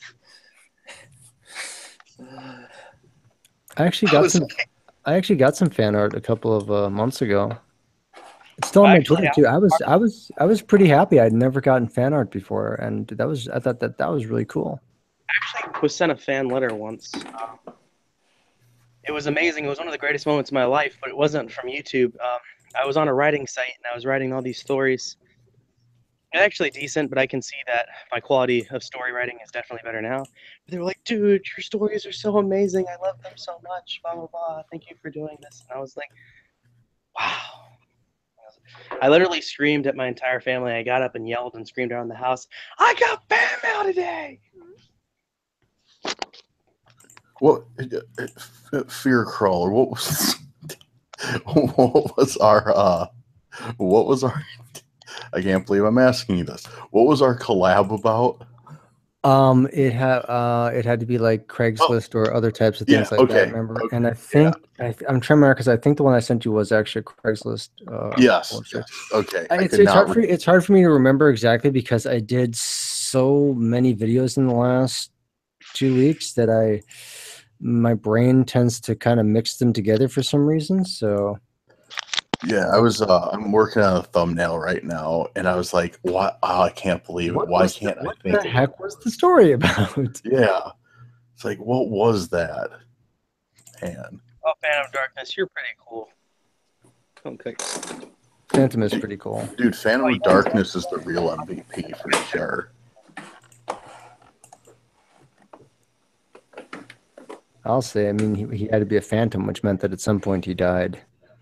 Oh, Agent Shadow Wolf said the first videos I did on my channel, I used a voice recording app on my phone, and just pull the audio off of it and put it on my computer and paste it together. And I kind of did the same thing because I used the sound recorder on my phone, then I'd import it, and then I'd kind of play with the levels a little bit. And no matter how much I tried to stop background noise, I always had a ton of it. Well, I actually never got. I actually didn't have Audacity. I didn't have that when I first started. I recorded from SoundCloud, and then after that, I went onto my account, enabled downloads, downloaded the recording to my computer, and then put it into the video. Brown Dwarf in the chat says, "Sup, y'all? Just dropping in to say what's up. Cheers. Hello, and thank you for joining." Not much going on. We're all thrilled. We're all happy. We're happy. I'm happy in my shadows. Fear Crawler's happy in his fear. Crawling in it. Crawling in it, yes. Crawling in my cave, banging rocks together, which is how I make beautiful music to lullaby myself to sleep. I still have to do that, like something I said over Twitter, like that thing I was going to do. I keep on forgetting just to do it. It's in my brain, but I just forget to do it. What was that? I'm not responding like that fan art. Like that I'm partially done. Remember? Like, Oh, I just yeah. did part of it. Like, I haven't finished it. Like, I just like forgot it and just like I need to continue doing that. And it was that little comic I said. I'm not saying what it is, but It sucks when you get sidetracked, but if day-to-day yeah, well, life, I have trying to get stuff I have a done, lot more free time. I have a lot more free time now. Well, one of the things I'm struggling with right now is I told everybody I'd narrate a creepypasta because it was something for up to the week. And then I'm like, what should I narrate, guys? And they're like, no response. They get like they like my thing and they don't respond. I'm like, okay. that happens. That happens every time I do a poll. Like I'll be like, so what would you guys like to hear next? And I'll usually do like with three different types of scary stories or something like that. And people will like it and they'll retweet it, but they won't vote on it, or they'll write their comment down. I'm like, no, you got to vote too. Or how about you got like, or how about you got, everything except vote? or you have like 15, or you have like 15 likes and only like one vote. Like one or two people voted. It's like, wow, geez. It's like, yeah, lots of retweets, lots of likes, and lots of comments, but nobody seems to be voting. You know, the in the very first sentence, what you asked people to do was to vote. So you know what to put out next. Honestly, like YouTube should have something now. I mean, not YouTube, Twitter. Well, like the comment just counts as a vote or something. Like they read like what the comment says or something, or whatever. Twitter, like I said earlier in the stream, Twitter needs to fix whatever's broken with it, because I've been getting about 3 follows a day, and yet my following number doesn't change. There's no way in heck that many people are just unfollowing me every time someone follows me, because the number doesn't change. Something is broken. It's weird. Everybody's having these problems, literally, except for me. And it's not like I have a ton of followers, because I really don't. So it's a mystery. It's a mystery. Well, I saw somebody. They have this thing on where it records how many people unfollow you and how many people follow you each day. Oh yeah. And every single, literally, I think I only saw one tweet where they actually had more follows than disfollows. There's got to be something to it. There has to be something that's screwed up that's causing Maybe that. it's just like the numbers that are glitchy. And it could be. I mean, I know that YouTube sometimes has that when they had that. There was like they've had subscriber number glitches. They've had it where if you would subscribe and then unsubscribe, it would actually make the numbers go down. But it wasn't changing your actual sub count. It just kind of changed what people were able to see. And everybody was freaking out because and somebody had like these trolls figured out the system. Yeah, just subscribe and unsubscribe repeatedly, and then it screws somebody's numbers up. There were even people that were starting to get to where I think they actually said there was like somehow negative subs. If I remember. It was actually the person who actually figured out the sub glitch was the one who got the negative subs. That's insane. He deserves that. Yes. Did you hear about? I mean, how bored are you that you have to go on someone's channel and literally do that thousands of times? How much time do you have free in your day? Okay, well, you're talking to a troll right here, and I'll tell you, we find a way to make it happen. I remember. Okay, so I remember I was trolling Crimson Studios, and I said that the news had said that he was part of the lizard people, and people were like, "Man, you're lying." And as they said that, I quickly went onto a BuzzFeed article, and then I edited the headline to say Crimson Studios, part of the lizard people, to make it look like BuzzFeed had written. I actually just subbed to him last week and watched some videos. He's actually pretty funny. He is actually funny, and the thing is, I like him. I like his stuff a lot. He's super nice too. Yeah, he is. He's very nice, very supportive, really easy to talk to, very down to earth. And he started his channel like 8 years ago. Well, I started mine 9 years ago. I did my first channel 10 years ago. Well, I'm here. I'm the youngest. I started mine 4 years ago. I'm actually really excited. I'm going to do something for my 5th year anniversary. Like I thought I'd do like a whole timeline video or something with some music. That'd be cool. That's a good idea. And it's got to have like a twist ending, though. It's got to have like a what? It's gotta have a twist ending. Yeah, just say like, now I'm gonna delete my channel. Bye, That's everyone. what I was gonna say. That's what I was gonna say. It's like, thank you for all being a part of this. Now I'm going to delete my channel. Oh Cheerio. man, a buddy of Just no, mine. just no. Write down like Happy Shadows and like write down this like a time like the start date and then the end date. From to Dude, a buddy of mine. Yeah. I'm not gonna say who it is. I don't. But he's got like 100,000 subs, and he's one of my friends, like real life friends, and just recently he got into a little bit of drama on YouTube. None of his fault, but he just kind of like caught between it, and he's been off YouTube. Like he hasn't made a video for a month and a half.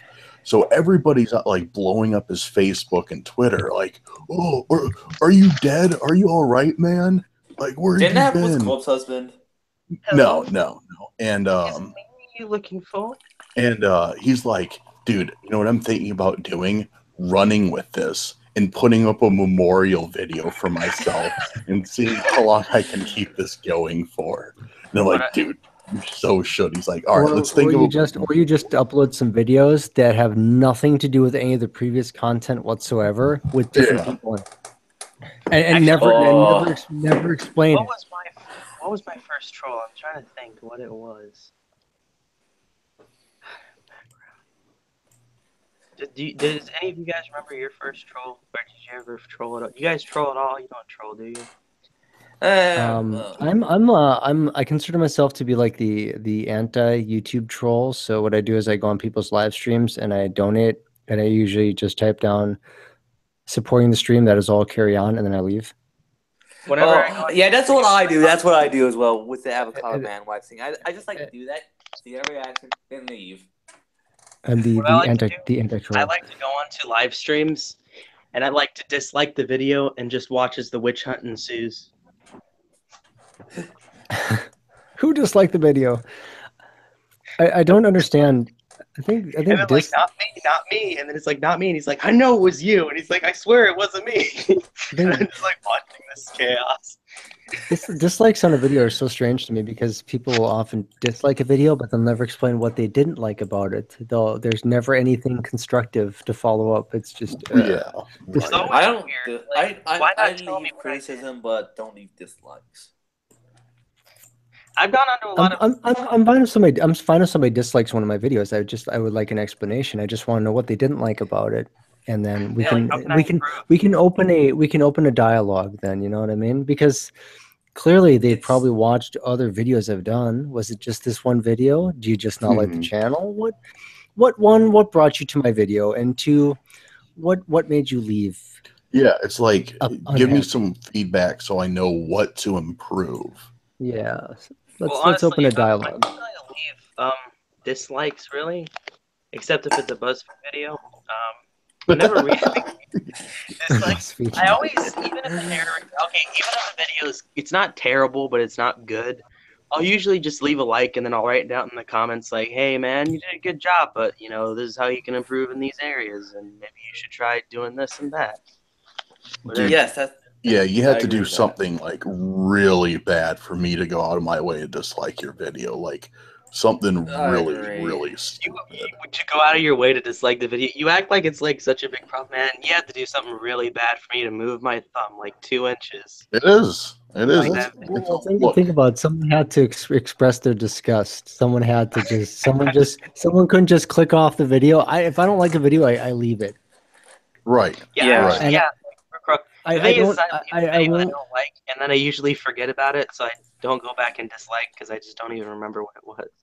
I mean, the only time I will sometimes on my other YouTube channels, I will troll comments because I sometimes make videos they're not clickbait, but the titles are deliberately misleading because the video is actually funny. And I had someone write on there, what a waste of time, and I replied back to him, I'm sorry, I didn't mean to pull you away from your life-changing internet research on YouTube. I'll let you get back to it. I don't know if you saw this, but I decided to troll my audience. Well, it was more not an audience. It wasn't a troll. Well, it was kind of like a troll. but at the same time, it made fun of clickbait videos, and it was titled "I Could Have Died." And it had like, and the thumbnail was like a picture of me gasping with a white background, and it had like a circle around my cheek with like an arrow pointing to it, and the words "Whoa!" Like, Oh, That's awesome. like it's how far you go with clickbait. Like with the YouTube KSI, he made a video reacting to Net Nobody, and he put like 98 million subscribers. It's like that is nowhere near the amount of subscribers that Net Nobody has. No, I mean, I think even PewDiePie only has like 57 million. Yeah, it's like how far would you go? I think And he's number one. yes. well, the thing about PewDiePie is that you can say he's number one, but the thing is that his views are like way below half of his actual subscriber. Oh, absolutely. He usually caps on any given video that's over a couple months old. He'll usually cap at about 3 million, and that's on par with like Jacksepticeye and Markiplier, and they only have like 1/3 of his subscriber count. I don't like watch those guys. I don't know. They just never really. I don't. They're fun. They're fun. I mean, they're cool, but like I just don't like. I don't know. The only person my friend recently showed me Cryotic. I don't even watch his gaming stuff. I just listen to his narrations because he's got such a beautiful voice. Agent Shadow Wolf is suggesting that we do scary stories, but we make them up as we go. We did that a little bit on the last live stream. I just noticed COAG Music is in the chat. That is a wonderful for anybody that likes scary music and you want something cool and unique for your videos. Great place to go. Just ask really nicely to use the video, the music, and then make sure to give a link in the description. My last few videos, I actually used the music from them, and has some really good music. It makes the video so much better. Yeah, that actually, yeah. Yeah. Right now, I'm really upset. Like, I don't like to just use one music thing, but I'll use the same music for like 4 or 3 videos before I switch it off, just if I like it a lot. Right now, I'm really into this ambience music that I have because I just love it so much, and there's just something about it. All right, so who's gonna freestyle it? Who's gonna do like a free flow scary story? I'd like to start it off. I've got to have up to somebody else. Because we essentially right now we have a bunch of narrators on right now. All right. So. But here's how we did it last time. We did this last time to discourage cheating. We're gonna ask the chat, people in the chat right now, to just type in a bunch of ideas. You don't have to get a real descriptive scenario, but just some type of horror story, so that way it doesn't allow the person to cheat. You know, if you say, "Oh, just tell me a scary story," I could pull one up on my computer right now and read it to you. I don't want to do that. So, to discourage cheating, I'm going to ask, type in the chat, some type of scary story. And then let's do this. Can I just like say that it's like really cool to be on this with you guys? You guys are like super cool. So well, thank you. Thanks. Thanks for being on. Yeah, I'm pretty great. That's hence your name, right? That's it. Oh, I was 11 when I saw that name. I can't be bothered changing it. Mad Lib scary stories. Is anybody gonna wait, hold on. Maybe we can just look up writing prompts if nobody comments. We have 5 people watching and nobody's commenting. It's because everyone is thinking. Everyone's thinking. One of us could just throw an idea out there. Last time someone wrote down like gas station horror, and I did a gas station horror story. All right, wait, I got one. Do a scary story that involves high school testing, and it only takes place in one room. High school testing and only takes place in one room. Wait, who's doing this? Your caller. You I have to do it, and it has to do with high school testing, and it takes place in one room. Yes. Oh, give me like 30 seconds here to let my brain process high school, because I hated high school, mind you. Testing, which I really hated, and sitting in one room. He's stalling for time. What? Yeah, as I type into Reddit, right? High school testing one. Yeah.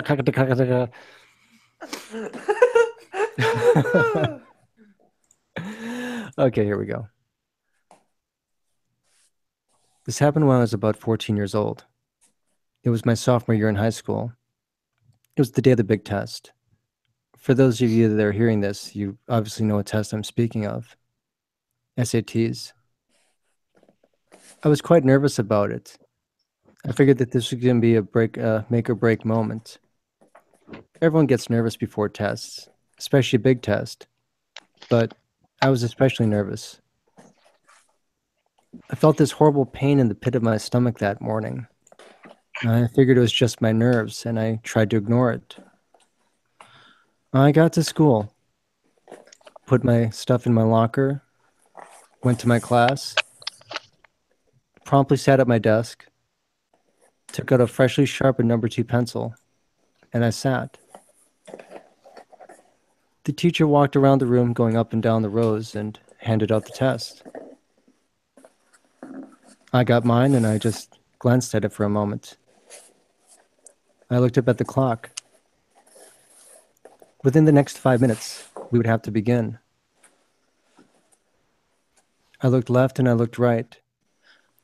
Everyone else looked so calm, so focused. When I looked at my hands, I realized I was sweating. At this point, the paper was sticking to the desk. The pencil was starting to slide between my fingers. The test hadn't even begun and I was nervous. I can't quite describe it other than just a feeling of terror. 4 minutes left. I'm still feeling that pain in the pit of my stomach. A part of me really just wants to get this test over with. Another part of me wants to leave that room. Something about today just doesn't feel right. I can't quite put my finger on it. But as now there's only 3 minutes before the test starts, I'm feeling incredibly anxious. Then there was 2 minutes.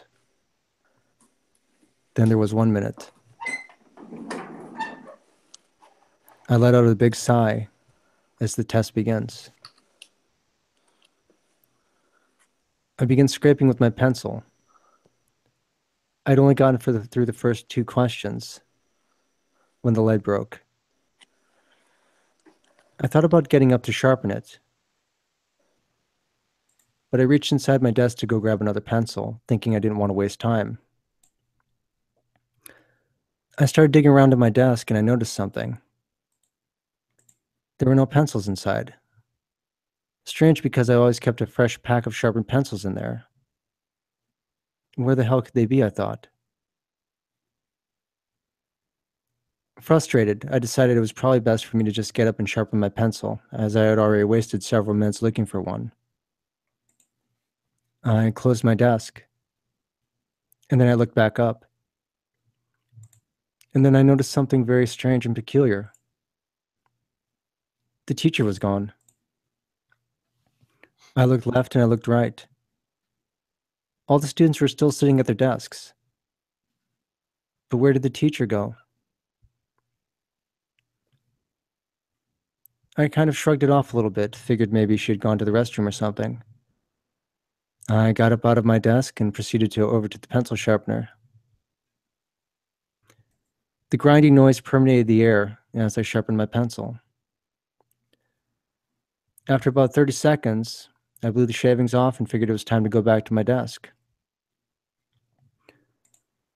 When I turned around, I noticed a strange sound coming from the door behind me leading out into the hall. A scratching noise, kind of like nails on a chalkboard, but it couldn't be, because it was coming from the hallway. I tried to ignore it, but it started getting louder. Then I felt that pain in the pit of my stomach again. I thought maybe I had the stomach flu or something and that I needed to vomit. I didn't want to leave without permission, and I figured I'd wait for the teacher to come back. So I simply returned to my desk. A few minutes go by and I'm ticking away through the answers, trying to get the test done as quickly as I can. It had been about 15 minutes and the teacher still hadn't returned. But I swear I can still hear that faint scraping noise coming from the hallway. I'm trying not to let it bother me, but it's getting louder. And again, the pain in the pit of my stomach is still there. Only now it's worse. I really feel like I'm about to be sick, but I'm trying to ignore it. I just want to get this test done and go home so I can be sick. I don't know how much time passed, but I was so focused on getting the test done that by the time I got to the last question and I looked back up, the teacher still wasn't back. What was even more strange was that when I looked left and I looked right, everyone in the classroom was gone. How long was I sitting there for? I looked up at the clock, and this is where it gets strange. 4 hours had passed since I started the test. It was strange because I hadn't heard anyone get up to leave. No one had come back for me. The teacher wasn't there either. I grabbed my book bag and made my way for the door, thinking maybe there was an early dismissal. Maybe the bell had sounded and I didn't even hear it. As I approached the door, I could still hear that same scratching noise coming from the hall.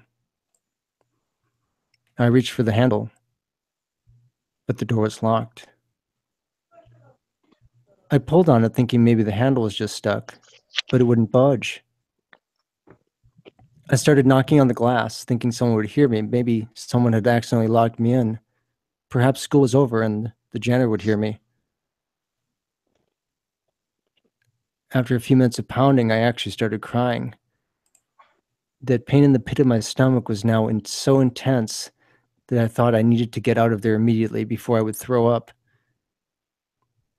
Where the hell was everybody? Where did they go? What's wrong with my stomach? And then it hit me. I collapsed to my knees and started vomiting. It was awful and disgusting. A strange black oozy bile in my vomit, covering the floor. I'm not sure how much time passed, but I started feeling dizzy. And then I guess I blacked out. When I came back to, the room was still empty. Only now it was nighttime. I could still hear that scratching noise from the hallway, but I couldn't see anything. The room was black, filled with complete opaque darkness. And then I could hear the door slowly creep open. I don't know what was waiting out in that hallway for me, but I knew I was about to find out. The end. Nice. But it was good. I thought like when okay, so my first thoughts were is I was like, okay, is this gonna be a real story, or is this just gonna be about a kid who can't find his pencils and he's real fearful? I thought midway through, I thought about making it go that route. Like is Kirk College just trolling us right now? Who's gonna go next?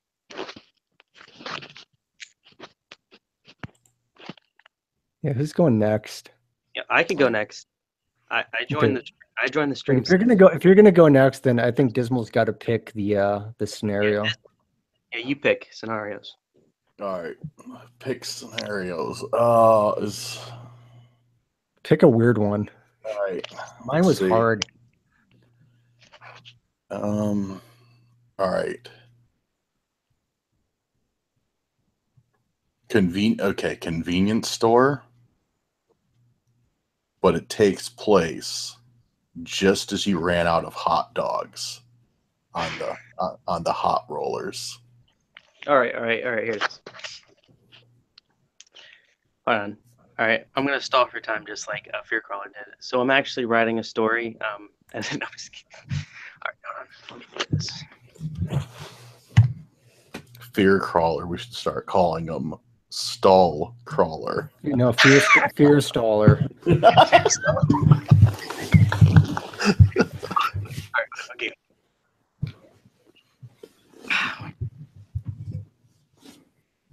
So where the story takes place, I will not tell. All you really need to know is that it was in a convenience store, or inside of town. Being new to the job. I gotta go. Oh, Yeah. Sorry, I gotta go do something. that's okay. Stay awesome, dude. Yep. See ya. Oh man, take it easy. Yep. See ya. All right. Should I start from the beginning or just keep going? Or No, keep going. Yeah. You can't break it now. since I was new to the job, I was just given the job of tending to the cashier, the cash register. Jesus. And I was but eventually I was given permission to cook the hot dogs on the hot dog roller. Now, I was quite excited since, I hadn't really done anything else but take care of the cash register. It was around 4 o'clock, and at the time I was the only one in the store as my partner was taking a smoke break.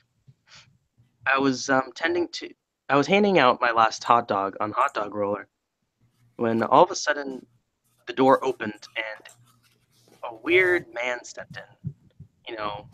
Hobo-ish, don't know if he's a crackhead or not, probably is, that kind. He walks up and he says, "I'll have one hot dog, please." Now, we don't have any hot dogs, sir.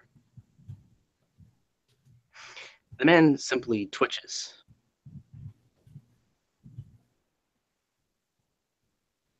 Well, there's got to be one left. Oh, man, this is really hard. I can't think of anything for this shit. That's both be hard.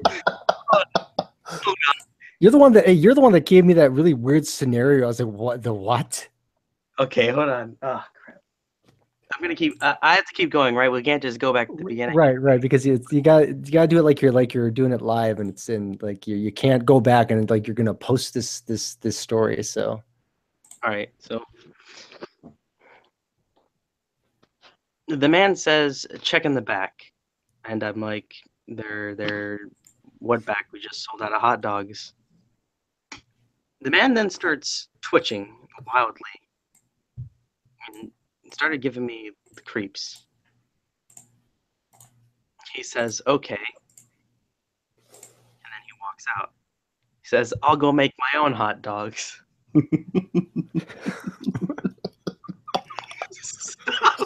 Stop laughing! Stop! Next. I'm waiting for my partner to. I'm waiting for my partner to come in from their smoke break.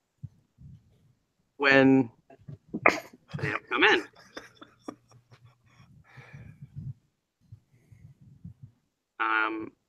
They still don't come in. And eventually, I'm just wondering, like, what's taking them so long?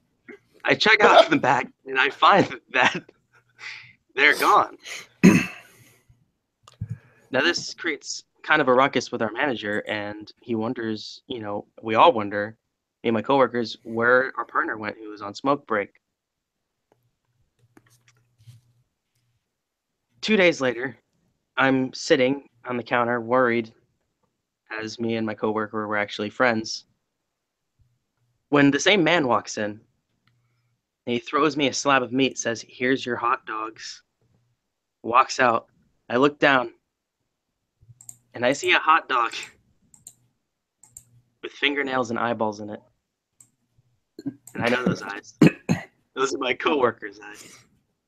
Oh, oh, a little twist. I'm gonna go make my own hot dogs. I'm sorry. I was waiting for them to come in. That was that was. Why'd you give me that one? I was waiting for them to come in, and they didn't come in. I gave Fear Crawler at least something scary to work with. You gave me the beginning of like a Disney Channel movie. we're all hot dogs, sir. I'll go make my own hot dogs. I'll go make my own hot dogs. I just didn't know what to do. It was like crap. Then I was like, you know what? Okay, I'm gonna make it so he does something crazy, like grind someone up. All right, we'll do the coworker. That was the best I could think of. All right, now Man. Fear Crawler's got to think of one for Dismal. Yeah. I kind of have an idea, but I don't know how to execute the ending properly.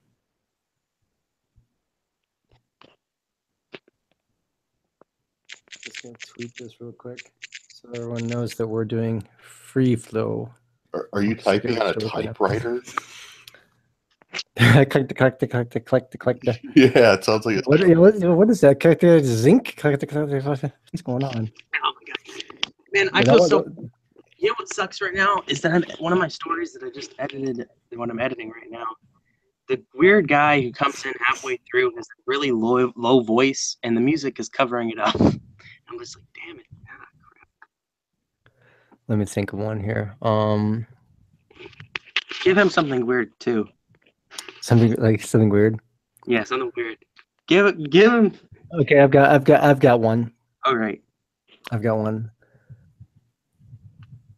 Carnival. It's because you did what? Like you did like three limiters, right? Yes, three things. Okay.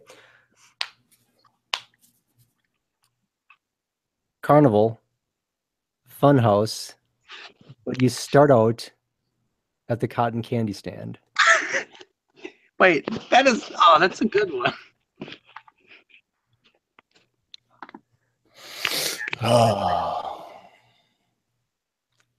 Okay. Say that. Okay. Carnival, Funhouse, start out the cotton candy stand. That's right. Okay. All right. Hold on. I'm adding tags to our video. I'm just gonna stop so I can think. Okay.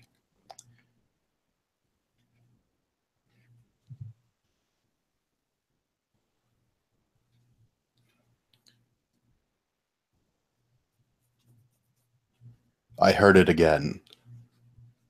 Sir, sir. I looked back. They were still staring at me. I could see their eyes through the rain. They pierced me like two shards of ice on this rainy summer night. It felt as if they were getting closer. I had nowhere to go. I looked left and right as they approached me from the back, and that's when I saw my only means of escape. Looking up, the words Funhouse, illuminated in their neon glow, became a welcome beacon of hope for the tragedy that was surely closing in. I looked at the clown's mouth that was the opening to the door. The once lacquered and polished finish slowly fading, revealing the ugly wood behind. Would it be as ugly as my fate as if I stayed? I was willing to gamble on the chance that it was not. I entered, pushing the doors open and letting them slam behind me, sealing me from the outside world. As I looked around, I could definitely see the age of the funhouse that I was now trapped in. I slowly made my way through, looking at the mirrors, wanting to have a good time, but knowing that they were right behind me. I heard the door slam in the distance as I proceeded through the twisted tunnels. Was it them? I didn't want to find out, so I continued through the fun house. Amusement after amusement I spent by myself, or so I thought. As I proceeded out of the maze of mirrors, I entered a section with no lights on. As I went through, it was only a strobe. I started walking through the hall, which was painted to look smaller and smaller. It was just an illusion, but nonetheless it tricked me as I started to squat down to make it through the doorway at the end that only looked like it was 2 feet tall. That's when I heard them, again, behind me. I looked around to see the same person as I saw on the outside, knowing now that they were closing in quickly. I pushed my way through. The glimpse of fun that I was about to experience a few seconds ago was now gone.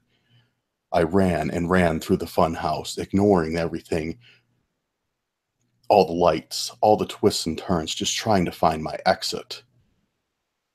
I finally saw it, through the darkness, a sliver of light, going back out into the day. I pushed the doors open, heard them right behind me. I came out. It was not the exit I hoped for. There was a fence. I had nowhere to go. I turned around and gripped the chain link in my fingers as I was prepared to meet my fate. She exited. She came up to me, out of breath, looking me in the eye. "Sir, you forgot your change." "Lady that worked at the cotton candy stall, let's not meet again." The end. That was Jared good. said it was just one. But I love how you added the "let's not meet again." Oh, of course. That's as he closes out Reddit on his computer. Everybody who, dude, these let's not meet stories. Like I was just trying to think of one, and my idea for the story was the absurdity of let's not meet stories. Like let's not meet stories are just getting ridiculous. Like it's like, I was at Denny's at 2 a.m. A lady approached me and asked if I wanted some coffee. She asked me how my night was going. Crazy waitress at Denny's. Let's not meet again. And it's just like, okay, come on. Yeah, my favorite Reddit stories are the ones where they're like, me and my brother, after what happened that night, we decided never to talk about it again. But I'm posting it on the internet now. Yeah. Or when it ends with, I don't even want to remember that night. Yet there they are typing it out. Yeah. It makes me sick. It makes me sick just thinking about it. They said something like, maybe writing it down, we'll get it out of my head or whatever. But the thing was, like, I'll give props to the first person who did that. But then after that, everybody just caught on. Yeah. Like, maybe... All right, so we're gonna try to ad-lib one more time. I don't know. We're like over 2 hours into the stream. It's like after 11 o'clock here, and I work in the morning, so we might have to cut it off pretty quick here. Okay. Well, wait. Fear. Just ad-lib one more time. I got a good one. You have a good one? Yes. I don't know. I'm still thinking about the minimum wage worker at Denny's, waitress with bunions on her feet, bad orthopedic shoes, and a squint in her eye. Let's not meet again. Wait, I got a good one. Right here. Come on. This is a good one. All right. I want to do something that involves a disgruntled 30-year-old,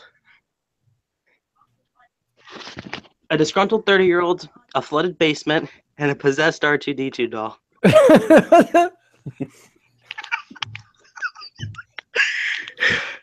Please add "let's not meet" to the end.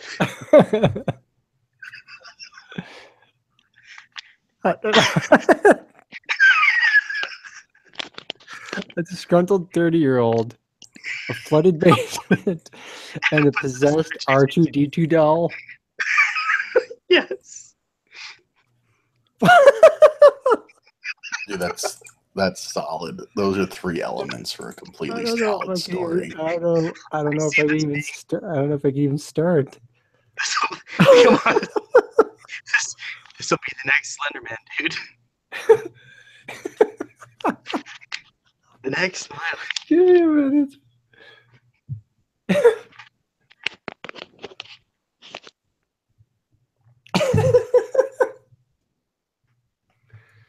Let me stop crying for a minute here.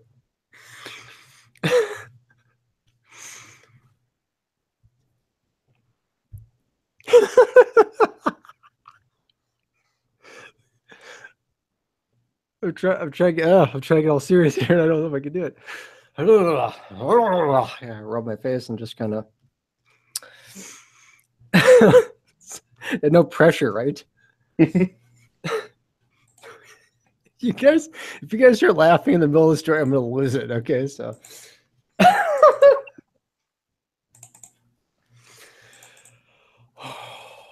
gotta get to my Zen moment here and find my inner fear crawler. And I have to add let's not me at the end. That's like a fourth limiter. I guess I could put that one in, but I guess I could put that in at the end. I think all stories from here on out should just from be they're let's just not have meet so at let's the not end. meet. Even if there's nobody else in the story. Yeah, right. It's always let's not meet at the end. Does that start too detailed? So creepy. Washer dryer at the laundromat that doesn't work at 2 a.m. Let's not meet again. No, this mine right on. Possessed R2D too tall. Beep beep boop. Let's not meet again. Oh man, thanks for ruining the ending. You could have given a spoiler. It just gave away the ending now. Can't give away the ending. No, you got to do it. Come on, Fear. Oh, hang on. I'm just trying to. It's the next Saw, the next Chucky, the next Slender. It's totally like the next. It's the next Paranormal Activity. It's the next I just imagined someone getting picked up and slammed by possessed R2D. You may never go to another convention again after this movie. They're like interviewing people like, how scary is the new Paranormal Activity? And they interview a guy with like a lightsaber wearing like a Yoda mask. You're like, I'm scary it is. Like, how about this? So like as the guy's getting slammed by like the R2D2 doll, he sees like some scary demon version shadow of like C-3PO in the corner. No, it's George Lucas. And like the words spelled in blood on the ceiling, CGI. It turns out that like the plot twist is that it's Alec Guinness's ghost, and then he just hated the film that much.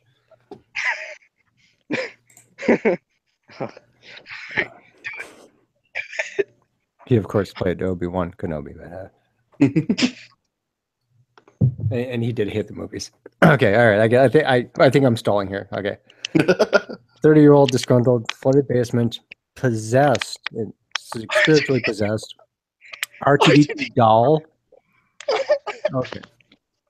Let's serious. All right, we're serious. Okay. All right. Here we go. I'm just gonna mute myself. Okay. Thanks. No pressure. This happened when I was 30 years old. I was always an avid Star Wars fan and a collector of all their memorabilia. I saw the first movie when it came out back in 1977, and I fell in love with the franchise ever since. Needless to say, I collected everything I could find. As soon as eBay came out in the late 90s, I started collecting off of eBay. Soon my house started getting filled with the stuff. My girlfriend at the time really wasn't thrilled with my hobby and my passion for collecting. So we made a deal. I could keep all my collectibles, just as I wanted them, but I could only keep them in one area. The upstairs was newly remodeled and refurnished, so that was off limits. We also shared a bedroom, and she didn't like the idea of having all those things cluttering the place up, mostly because she needed the room for her makeup stand and clothing. So I only had one place to go, the basement. And before you go thinking that it was some musty basement and I'm the type of person that would take such cherished collectibles and throw them in a place like that, let me explain something. I remodeled the basement a few years back, so it was pristine, clean, with a dehumidifier. Perfect place for storage and collectibles. I had only started moving the stuff into the basement for a few weeks when we started having a plumbing problem. I had been recently laid off from my job, so I was very disgruntled.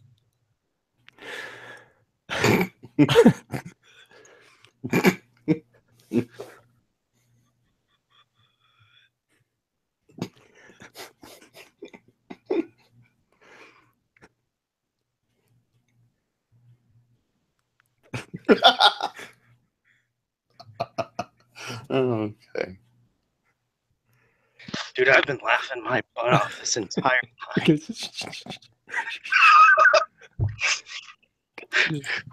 Mute yourself. Compose myself.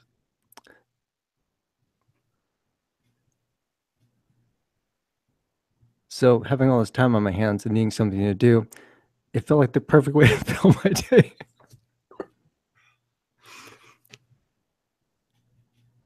So day after day, hour after hour, there I was, moving my collectibles into the basement. Like I said, we started having a plumbing problem early on. I called the contractor in to take a look at it, but he said he couldn't find the source of the leak. I was frustrated with him, so I hired somebody else to check it out. My uncle, actually. He came over and started checking the area where the water was pooling. He thought it was coming from a pipe in the ceiling. He checked there but couldn't find the source of the leak. The water wasn't like it'd normally appear. Usually you get a little bit of discoloration, some water marks, and sometimes if the pipes are bad, you'll see rust in the water. The water wasn't rusty colored though. Oddly enough, it was actually kind of black. I thought maybe it was just sewage or sludge in the plumbing, something like that. He finally tore open a section of the ceiling to get a closer look at another section of the pipes, and he noticed that they were all pristine. Even stranger, the pipes were PVC. Nothing that color should have been coming out of them. I thought perhaps if I shut off all the water inside the house and I gave it a couple of days that it would stop. But it didn't. The leak just continued. At first I just put buckets underneath it. But after a while, the volume of the water got to be too great. I went from having to bail the water maybe twice a day to having to do it every hour. When I got my water bill that month, this was the strange part. It was the same as the previous month. Usually when you have something like a constant running toilet or a leak in your house, your water bill will go extremely high because the water is constantly leaking. But mine was the same. The amount of water use hadn't changed. This seemed very odd. After about a week of bailing this black sludge out of my house, I had finally had enough. I called in another plumber to tear everything out and look at all the pipes. And the same thing. No source for the leak. I decided to put a larger bucket down there and go out in the afternoon to clear my head. When I returned back to the house, to my horror, the entire basement area had flooded with this disgusting black sludge. The first thing I thought was, my collectibles are going to get ruined. There was no time to call for any help. So I waded down into the deep water and started grabbing boxes and boxes of my collectibles. I got them up the stairs as quickly as I could, but there was no way I was going to be able to save them all. I just had to grab the ones I wanted. Just the ones I could save. By the fourth or fifth trip back down into the basement, the light bulb above my head went out. I was now in this black sludgy water with no lights, no way to see my way around. And like an idiot, of course, I closed the stairs up the door up the top of the stairs, so I couldn't see anything. I'd want to reach for my cell phone, but unfortunately it was dead. I had forgotten to take it out of my pocket and the water was waist deep. I started noticing a beeping noise coming from the corner of one of the rooms. I thought maybe one of the electronics was starting to malfunction from getting wet. A strange beeping noise. I figured that box of the collectibles was probably ruined and there was nothing I could do about it. I was just trying to feel my way for the stairs. By the time I finally felt the wooden stairs beneath my hands, I noticed the sound again, Strangely, though, it was closer this time. I don't mean it was just louder. I mean the sound was physically closer, as if the entire box of the collectibles had been moved closer to me. I guess that's the best way I can describe it. When I looked over my shoulder, I could just make out the faint, blinking glow of a red light, probably an LED from one of the toys. I started making my way up the stairs when I heard something collapse. I figured it was just a stack of cardboard boxes that had finally given way from the weight of the water and from getting soaked, and that maybe something heavy above them had fallen into the water. But there was no splash, just the sound of something collapsing. That's the best way I can put it. When I looked left again, after going up 2 more stairs, I could now see the light glowing faintly in the water. It wasn't like something was floating. It was like something was just sitting there beneath the water, beneath all that black, sludgy water. A red light. And that beeping noise. My curiosity got the best of me, and I waded back down into the water, plunged my hands into it, and pulled out a sludgy, black and discolored R2-D2 toy. The worst part was it was one of my favorites. I figured the thing was now wrecked, but at least that I had it in my hands. I could take it upstairs, maybe clean it, and it could be saved. As I made my way up the stairs, and I reached for the door handle, I noticed the door was locked. My girlfriend wasn't home, so knocking was no good. My cell phone was dead, so I couldn't call for anybody. So I sat on the steps and I waited. As I glanced over at the toy, I noticed that the light was starting to diminish off of it. Batteries were probably dying or something. At least that's what my thinking was. No saving it now. So I threw it back down into the water, figuring there was nothing I could do. A few moments passed by, and I noticed that light again, and that beeping noise. There inside the murky water, the only light visible inside the entire basement was that red light, and it was back on again. I could faintly see bobbing up and down in the water, the R2-D2 toy. I don't know who makes these things or who manufactures them, but they are tough and built to last. I waded back down into the water a second time and picked it up and took it back up the stairs with me. I sat there and stared at it, wondering what was happening. I was going to chuck it back down into the water for a second time just as the LED started to fade again, thinking that this was just a stupid idea. When I hear a voice, one word, one syllable, don't.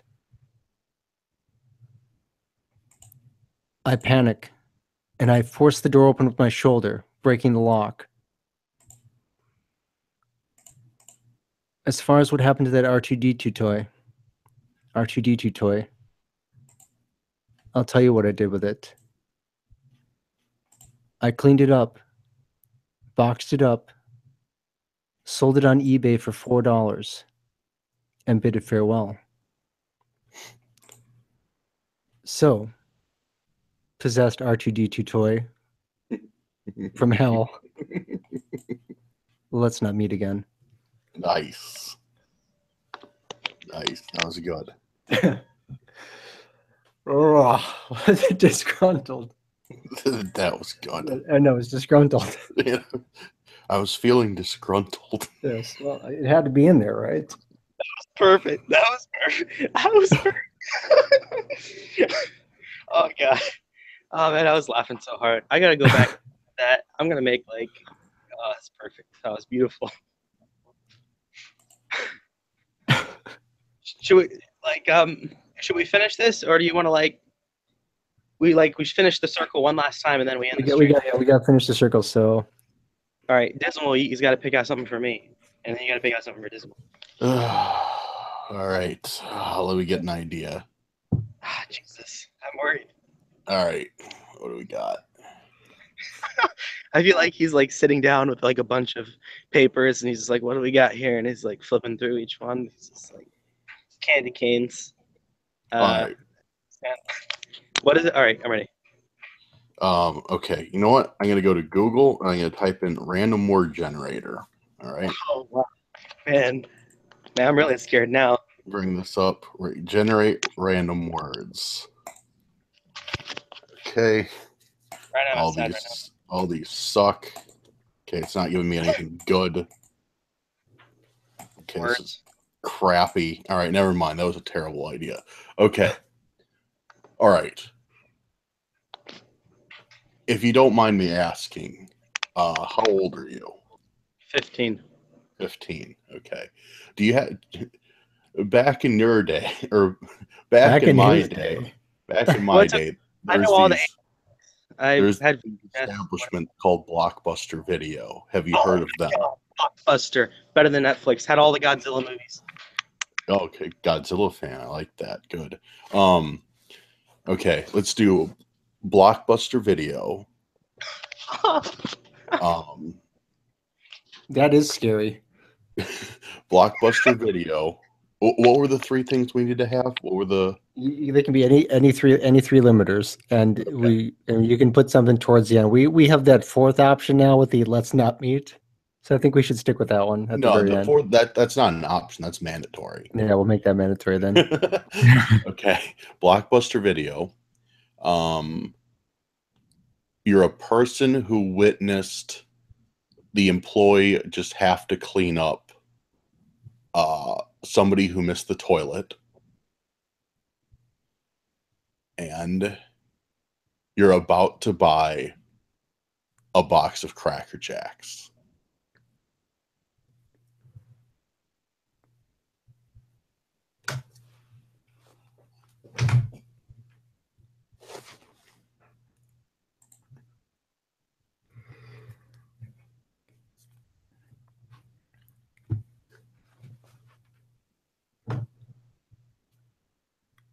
Hello? I hear his wheels turning. He's thinking about it. Honestly, that sounds like a typical night at Cracker Jack at Blockbuster Video. You really?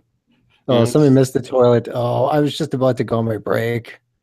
That's true. So I'm just gonna put these Cracker Jacks at the counter. You know. All right. So what you're trying to tell me is that one's too easy. Okay, I'm sorry, Happy Shadows. That one's too easy. I need to think of a different one. Hold on.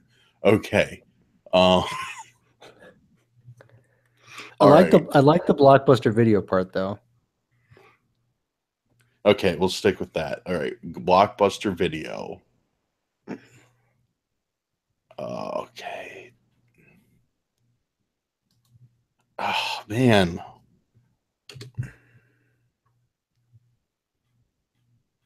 Oh, did he get kicked out? Yeah, I think so. So I just sent him the link again. There he goes. Good. That gets me a couple seconds. Yep. All right, Blockbuster. Oh man. See, now that you said that, like I'm rationalizing absolutely everything with Blockbuster. Like, oh, you know what? That sounds probably impossible. Oh wait, late night Blockbuster, right? Probably not. Yep. Okay. I never liked going in there really late at night because I'd just go in there wanting to get the latest Nicolas Cage movie and grabbing the snacks at the front counter. There'd always be some weird guy in front of me or immediately behind me. Mm-hmm. That I just knew was going to ask some really crazy question and make everyone in the room uncomfortable. So, okay, yeah. Blockbuster.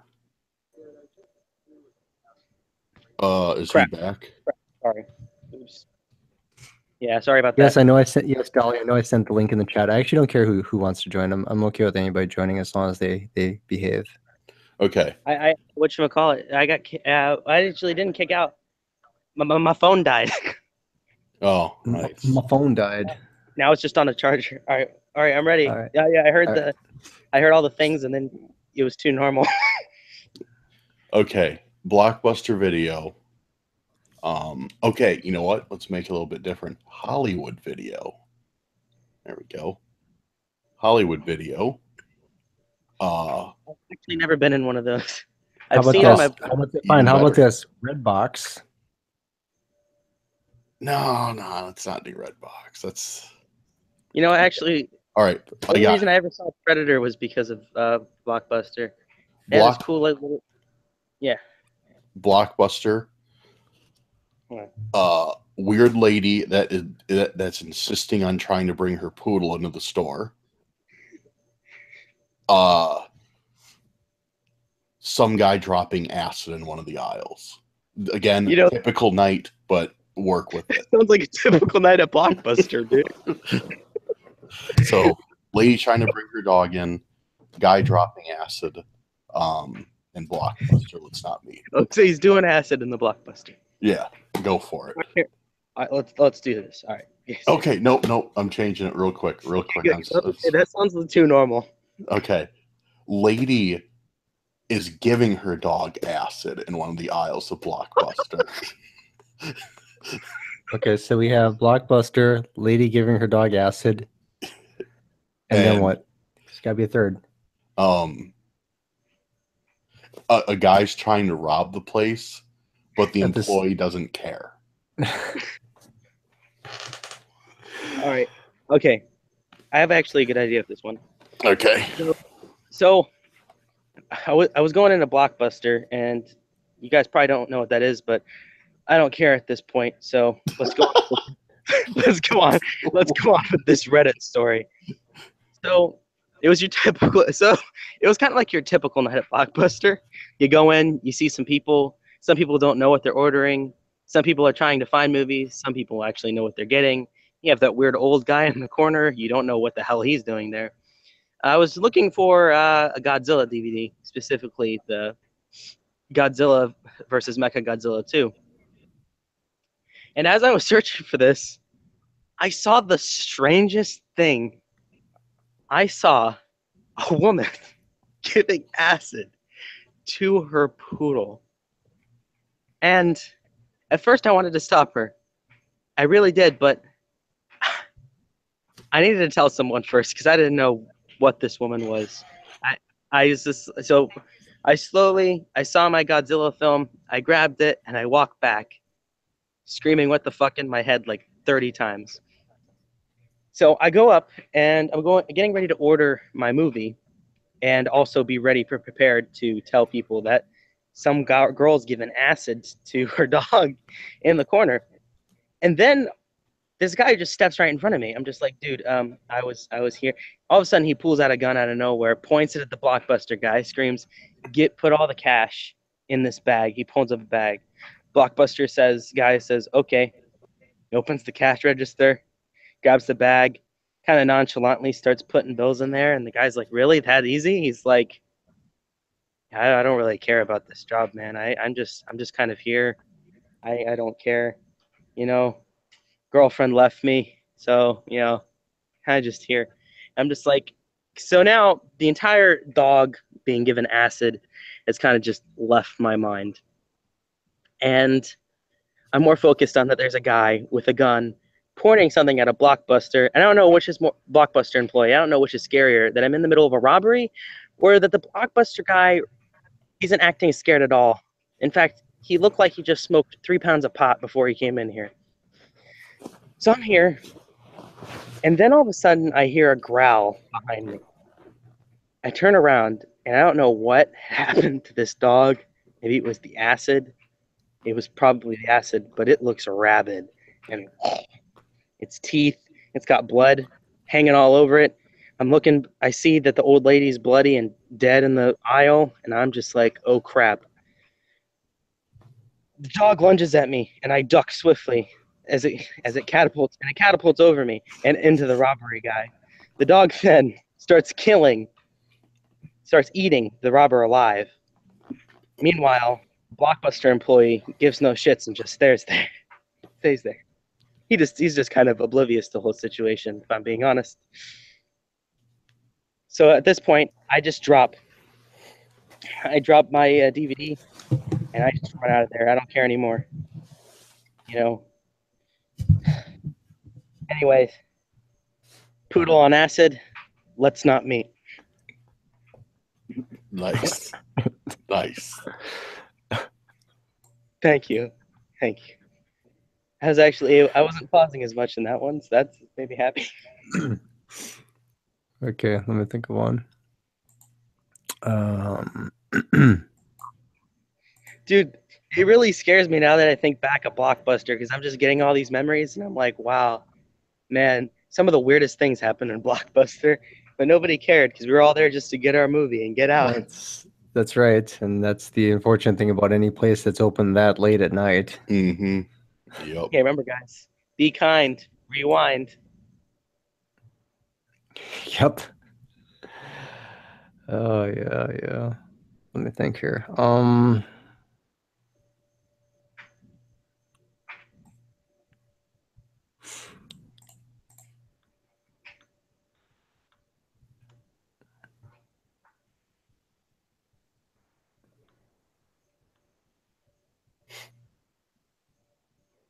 Okay, so magician clown, kid's birthday party,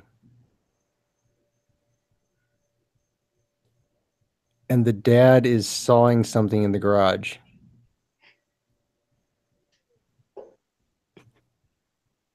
Let's not meet. Yeah, and at the end it's let's not meet. Oh, of course. A magician clown at a birthday party? Yep. Kid's birthday party. Okay. And dad is sawing And something. the dad is sawing something in the garage. Sounds like your typical horrible birthday party. Sounds like your typical Reddit story.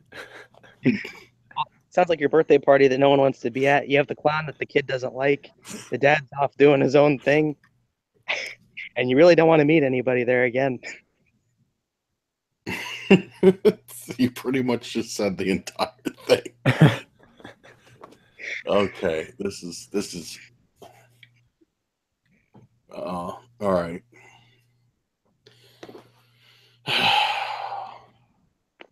What do we say? Okay, give me this. What character am I telling the story as? From the magician clown's perspective. Okay, now this just got hard. All right. Oh wow. Okay. Yeah, I thought it was going to be from like an adult part. Okay, this is hard. Okay. All right.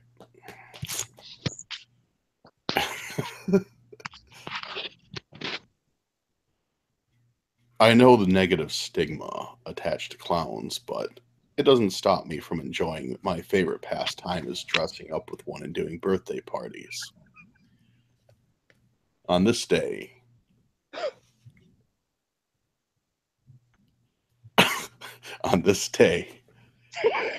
I realized that it was going to change rather quickly. Suburbs, Chicago. I accepted a job in a rather affluent neighborhood as I pulled up to the $800,000 house, surrounded by rows of Mercedes and BMWs. I figured, hey, this job might not be too bad, as the wealthier people tipped pretty good. I got out of my car, pulling my props with me, and made my way up to the front door. I rang the doorbell. A middle-aged woman answered the door. "Oh, are you the clown?" she asked me. "No, I'm one of your guests. I just choose to dress up this way, lady. Of course I'm the clown. They call me Sprinkles." I told her and shook her hand. I'm gonna mute myself. She ushered me inside, saying, "All right, everybody, Sprinkles."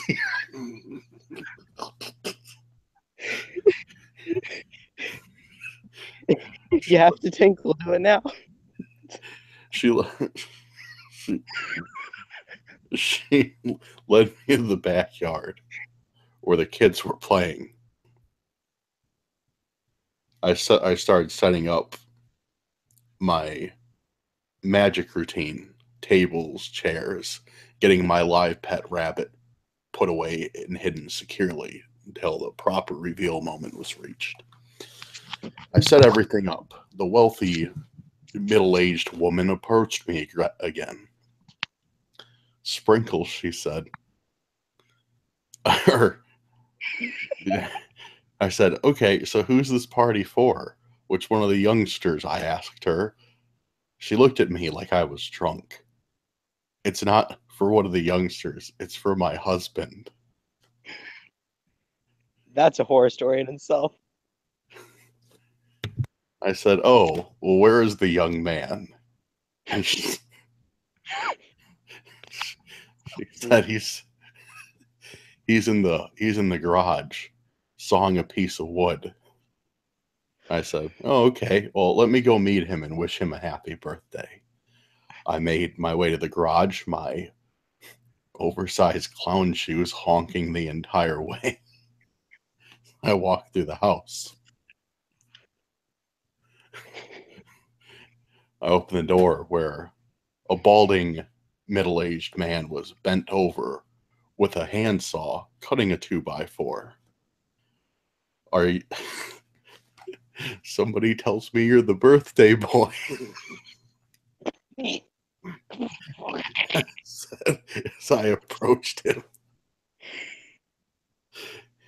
he looked at me with hate in his eyes.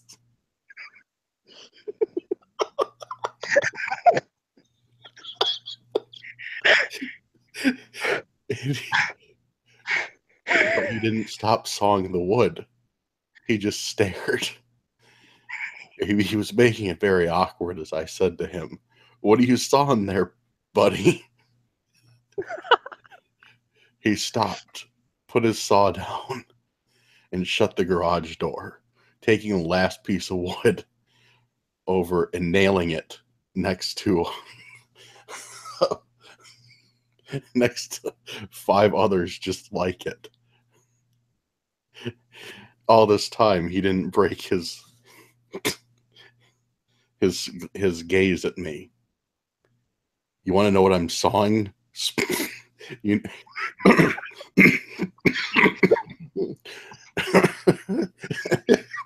All right. Mute yourself. You want to know what I'm... Oh, man. You want to know what I'm sawing, Sprinkles?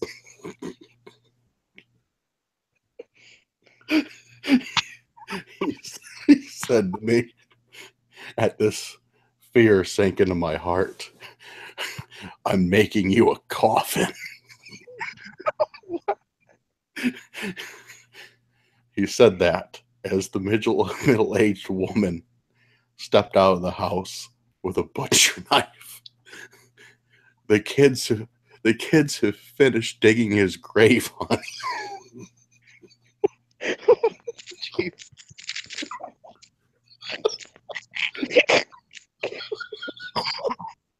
This is stupid. The kids have finished digging his grave, honey. The man said, good. Let's put some sprinkles on the ground.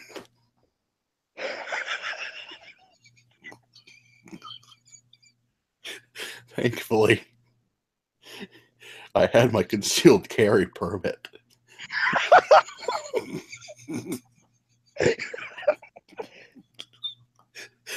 So I pulled out my Glock 21 and 45 ACP and pointed it at the man.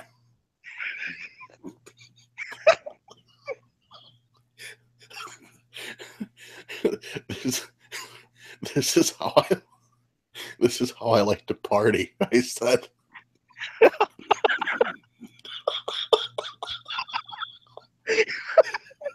Sounds like a B movie. The man put his hands up and he said, please don't shoot me. You're going to shoot somebody, shoot my wife.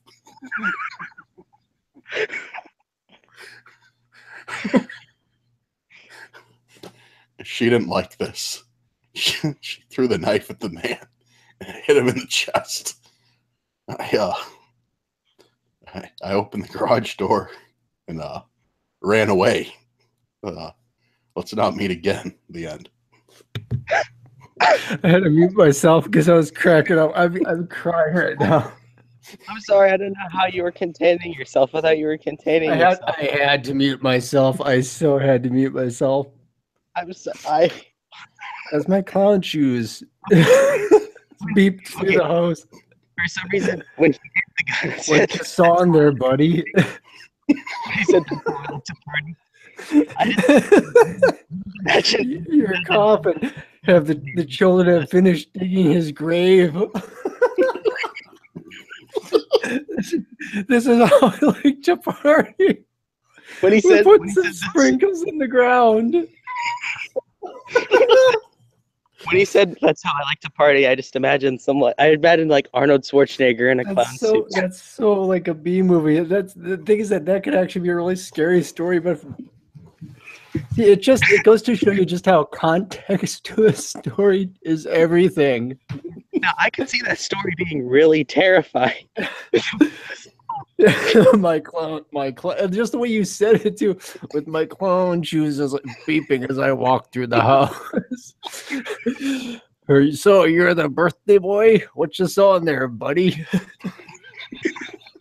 The man looked at me with hatred. With hatred in his eyes. Never breaking his gaze. But the way you said it, like the man, he looked at me with hatred in his eyes. The clown pulls out a gun. I had my concealed carry. At a child's birthday party. It's for my husband downstairs. In that moment, stuff got real. Well, that was fun. I could probably do this all night. That was awesome. That was probably I think that was my favorite one. That was my favorite one too. I liked to declare Dismal Hero narrator of the night. I'm going to concur with that, and I think that the people listening can agree. That was pretty awesome. That last story made me laugh so hard.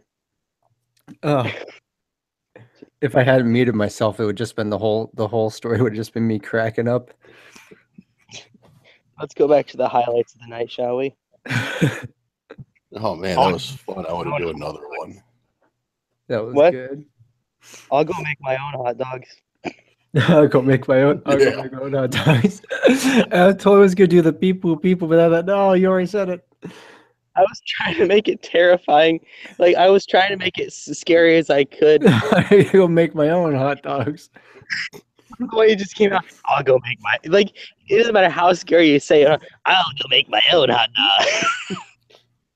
The hardest line to get out was what I say.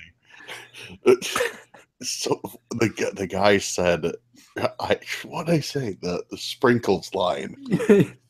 It's your coffin. It's your coffin sprinkles. My favorite one was either "What you building there, buddy?" or the children have finished digging his grave. It's like the worst birthday party ever. It is so not going on Facebook. The funny thing is I could actually see that happening in some backwoods town in Georgia or something. And then the title of the movie is Sprinkles. I can just imagine me driving by that house, seeing the garage door open, and Sprinkles the clown just running out, waving my car down as his shoes are honking. With a gun in his hands. Sometimes late at night, I can still hear the power saw. Middle-aged man and woman, let's not meet. So middle-aged coffin builder with a receding hairline who happens to like clowns at his birthday party while trying to murder them and getting his children to hide the evidence. Let's not meet again. Honestly, Fear man, the C3PO thing. I love how it ended. How he's like, and I sold it on eBay. That's right. It's funny. I see so many things where it's like, buy this possessed doll, and I'm just like, even if I like truly believed in like a truly possessed, I wouldn't buy it. Like, why are you trying to sell me this? That's the selling point. It's possessed. Oh, just sign me up. Only $900. I got that in my back pocket. All right, boys. All right, quick question. Let you guys decide. It's 11:46 where I'm at. What do you say we round this out at 12? We each tell one more. That's only 3 minutes long a piece. And we have like one minute still in between to react. You want to do something like that? Or do you want to call it a night? Oh, that's gonna be cutting it pretty close. No, that's cool. If you don't want to, it's cool. Just a suggestion. Yeah. I mean, I could keep going all night if I didn't have to work in the morning. Yeah, it's just a suggestion. I'm cool with whatever. Oh, this was a lot of fun though. Yeah. We're already almost 3 hours into the stream too. Nice. I'm sorry. Thinking music.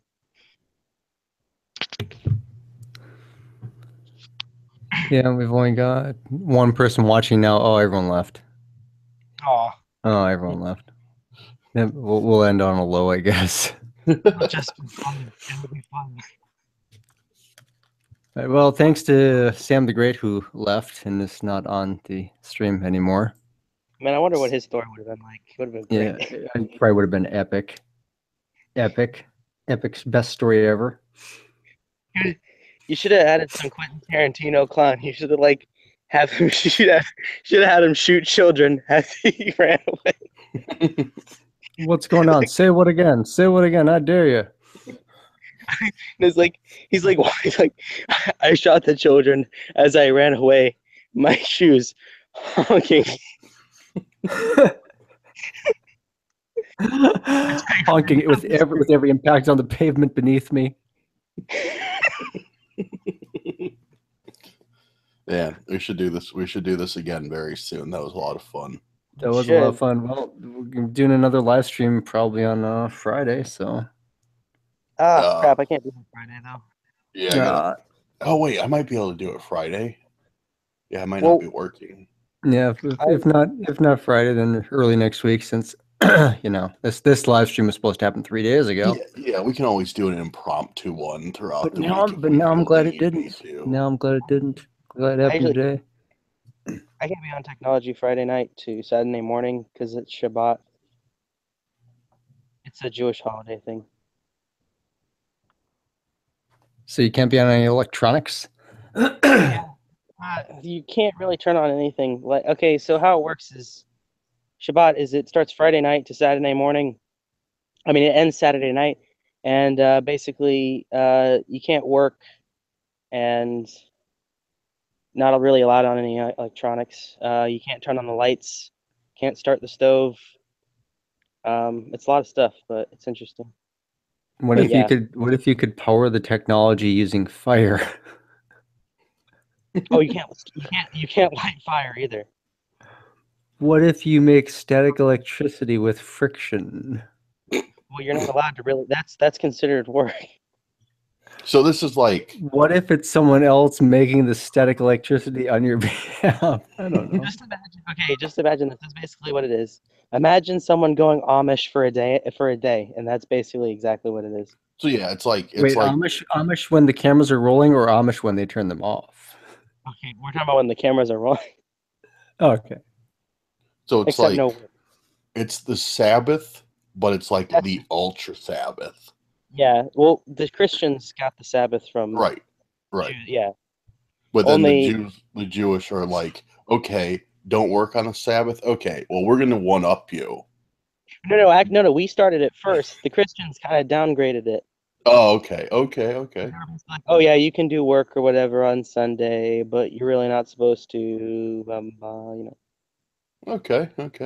And you can't even have hot dogs. That's terrible. Actually, it's we can have beef hot dogs. I mean, those are better. Those are my favorite. So, Yeah, we can have beef hot dogs. We just can't have pig but you'd have to make fire. lobsters. You have to Well, make Can't, fire though. can't have Friday. lobster?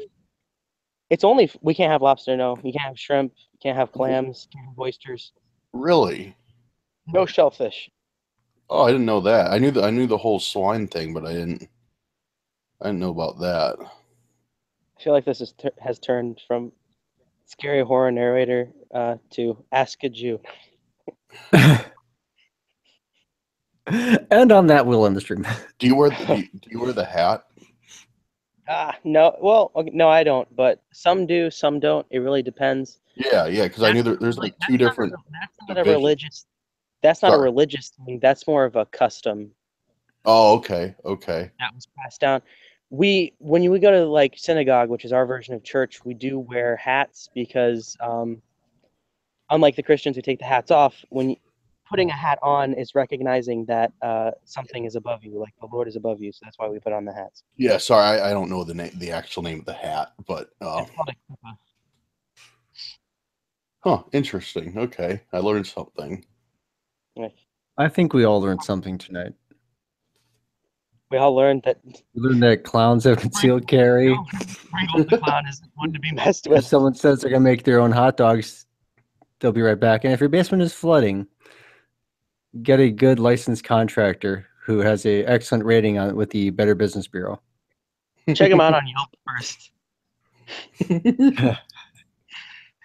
Unless the Yelp app you're using is haunted, like the R2D2 doll downstairs Right. In the basement. in the basement. I'm gonna make my own hot dogs. Oh, this is perfect. Thank you for having me for a crawler, though. Seriously, thanks. Thank you so much for being on. Thank you also, Dismal Hero. Not a problem. It was fun. We need to This do is this awesome. again. Oh, and we're gonna have to now. For sure. Now it's a mission.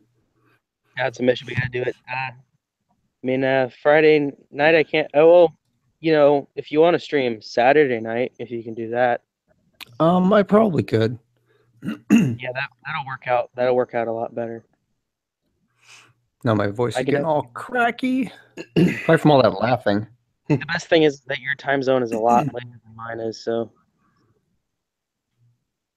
Well, that's good. And Dismal's in the same time zone as me, so. Yeah. yep. Alrighty, well, I guess we will end the stream. Thank you guys so much. All right. Watch by people that are not watching or are watching. I don't know. Well, even if one person is watching and it just happens to be me because I'm watching because I'm actually looking at it, that's okay. I appreciate everybody that takes the time to come to the live streams, and I also appreciate everyone that actually watches the video after the live stream is over and catches up with all the crazy, silly, sometimes boring things that I talk about. Oh, this is gonna be the craziest. This is probably going to go down as the craziest one, especially with the clown stories coming. We should do this on New Year's. That clown story is awesome. Never miss like- the sprinkles. Sprinkles, there's got to be a part 2. There's going to have to be. Oh, hey, Fear Crawler. When you Yeah. end this, can I talk to you real quick? Yeah, sure. Whenever you want to kill the stream. Wait, guys, that should be okay. That's an idea. Next stream, we all do sequels to our stories. We could. Yeah. With different limiters, though. It's got to be. You got to create a new scenario with the same person that coming from the same circumstance, but a new scenario. All right. Next one has to involve a possessed C-3PO who's angry that you stole away his other friend. He orders some Corningware off eBay, and every box that arrives has an R2D2 in it. Dolph, I don't know how I'm gonna continue. I don't know how I'll continue that dog. I'll do something stupid. Well, there's the thing. The blockbuster is like ended, like because they closed down, so you had to go to Red Box, and you see someone walking a dog, and it goes from there. No, like I'm older and I've finally went up to, or like I'm watching Netflix and somehow the dog is glitching onto the screen. Years ago. And now it's telling me I have to share it to all my friends. Totally not ripping off anything. Oh, of course not. We all know Reddit stories never rip off anything. Oh, of course not. They're all unique and original. They're all unique and original. In fact, I would dare say I've seen a million Reddit stories and none of them are the same. Ever. That's the hard part about contacting the writer, because you don't know who the original writer is. It's like, hey, you wrote this, right? He's like, no, some guy in Houston did. What up? And he probably stole, I know for a fact that he stole it from somebody else. I'm just reposting it. And yet they always say, this happened to me. Well, of course it did. Yeah, I love it. Like, I love, it's just like, what's ridiculous when they say this happened to me and they list like the worst thing ever. Like, this happened to me, and then they list something like a wall appearing out of nowhere or something. Like, it's always, I kid you not, this is absolutely true. One day, I kid you not, this is absolutely true. One day, I met Satan and he looked like a pig. Aren't you? It's like, I'm Jewish, but that's not the point. Yeah, but that's beside the fact. It's just the fact that he looked like a pig. Okay, we'll wrap up here, guys. Alrighty. Thanks for having me again. Thank you guys for being on. Everybody take care, be safe, stay scared, and catch you in the next live stream, and see you in the next video. Bye.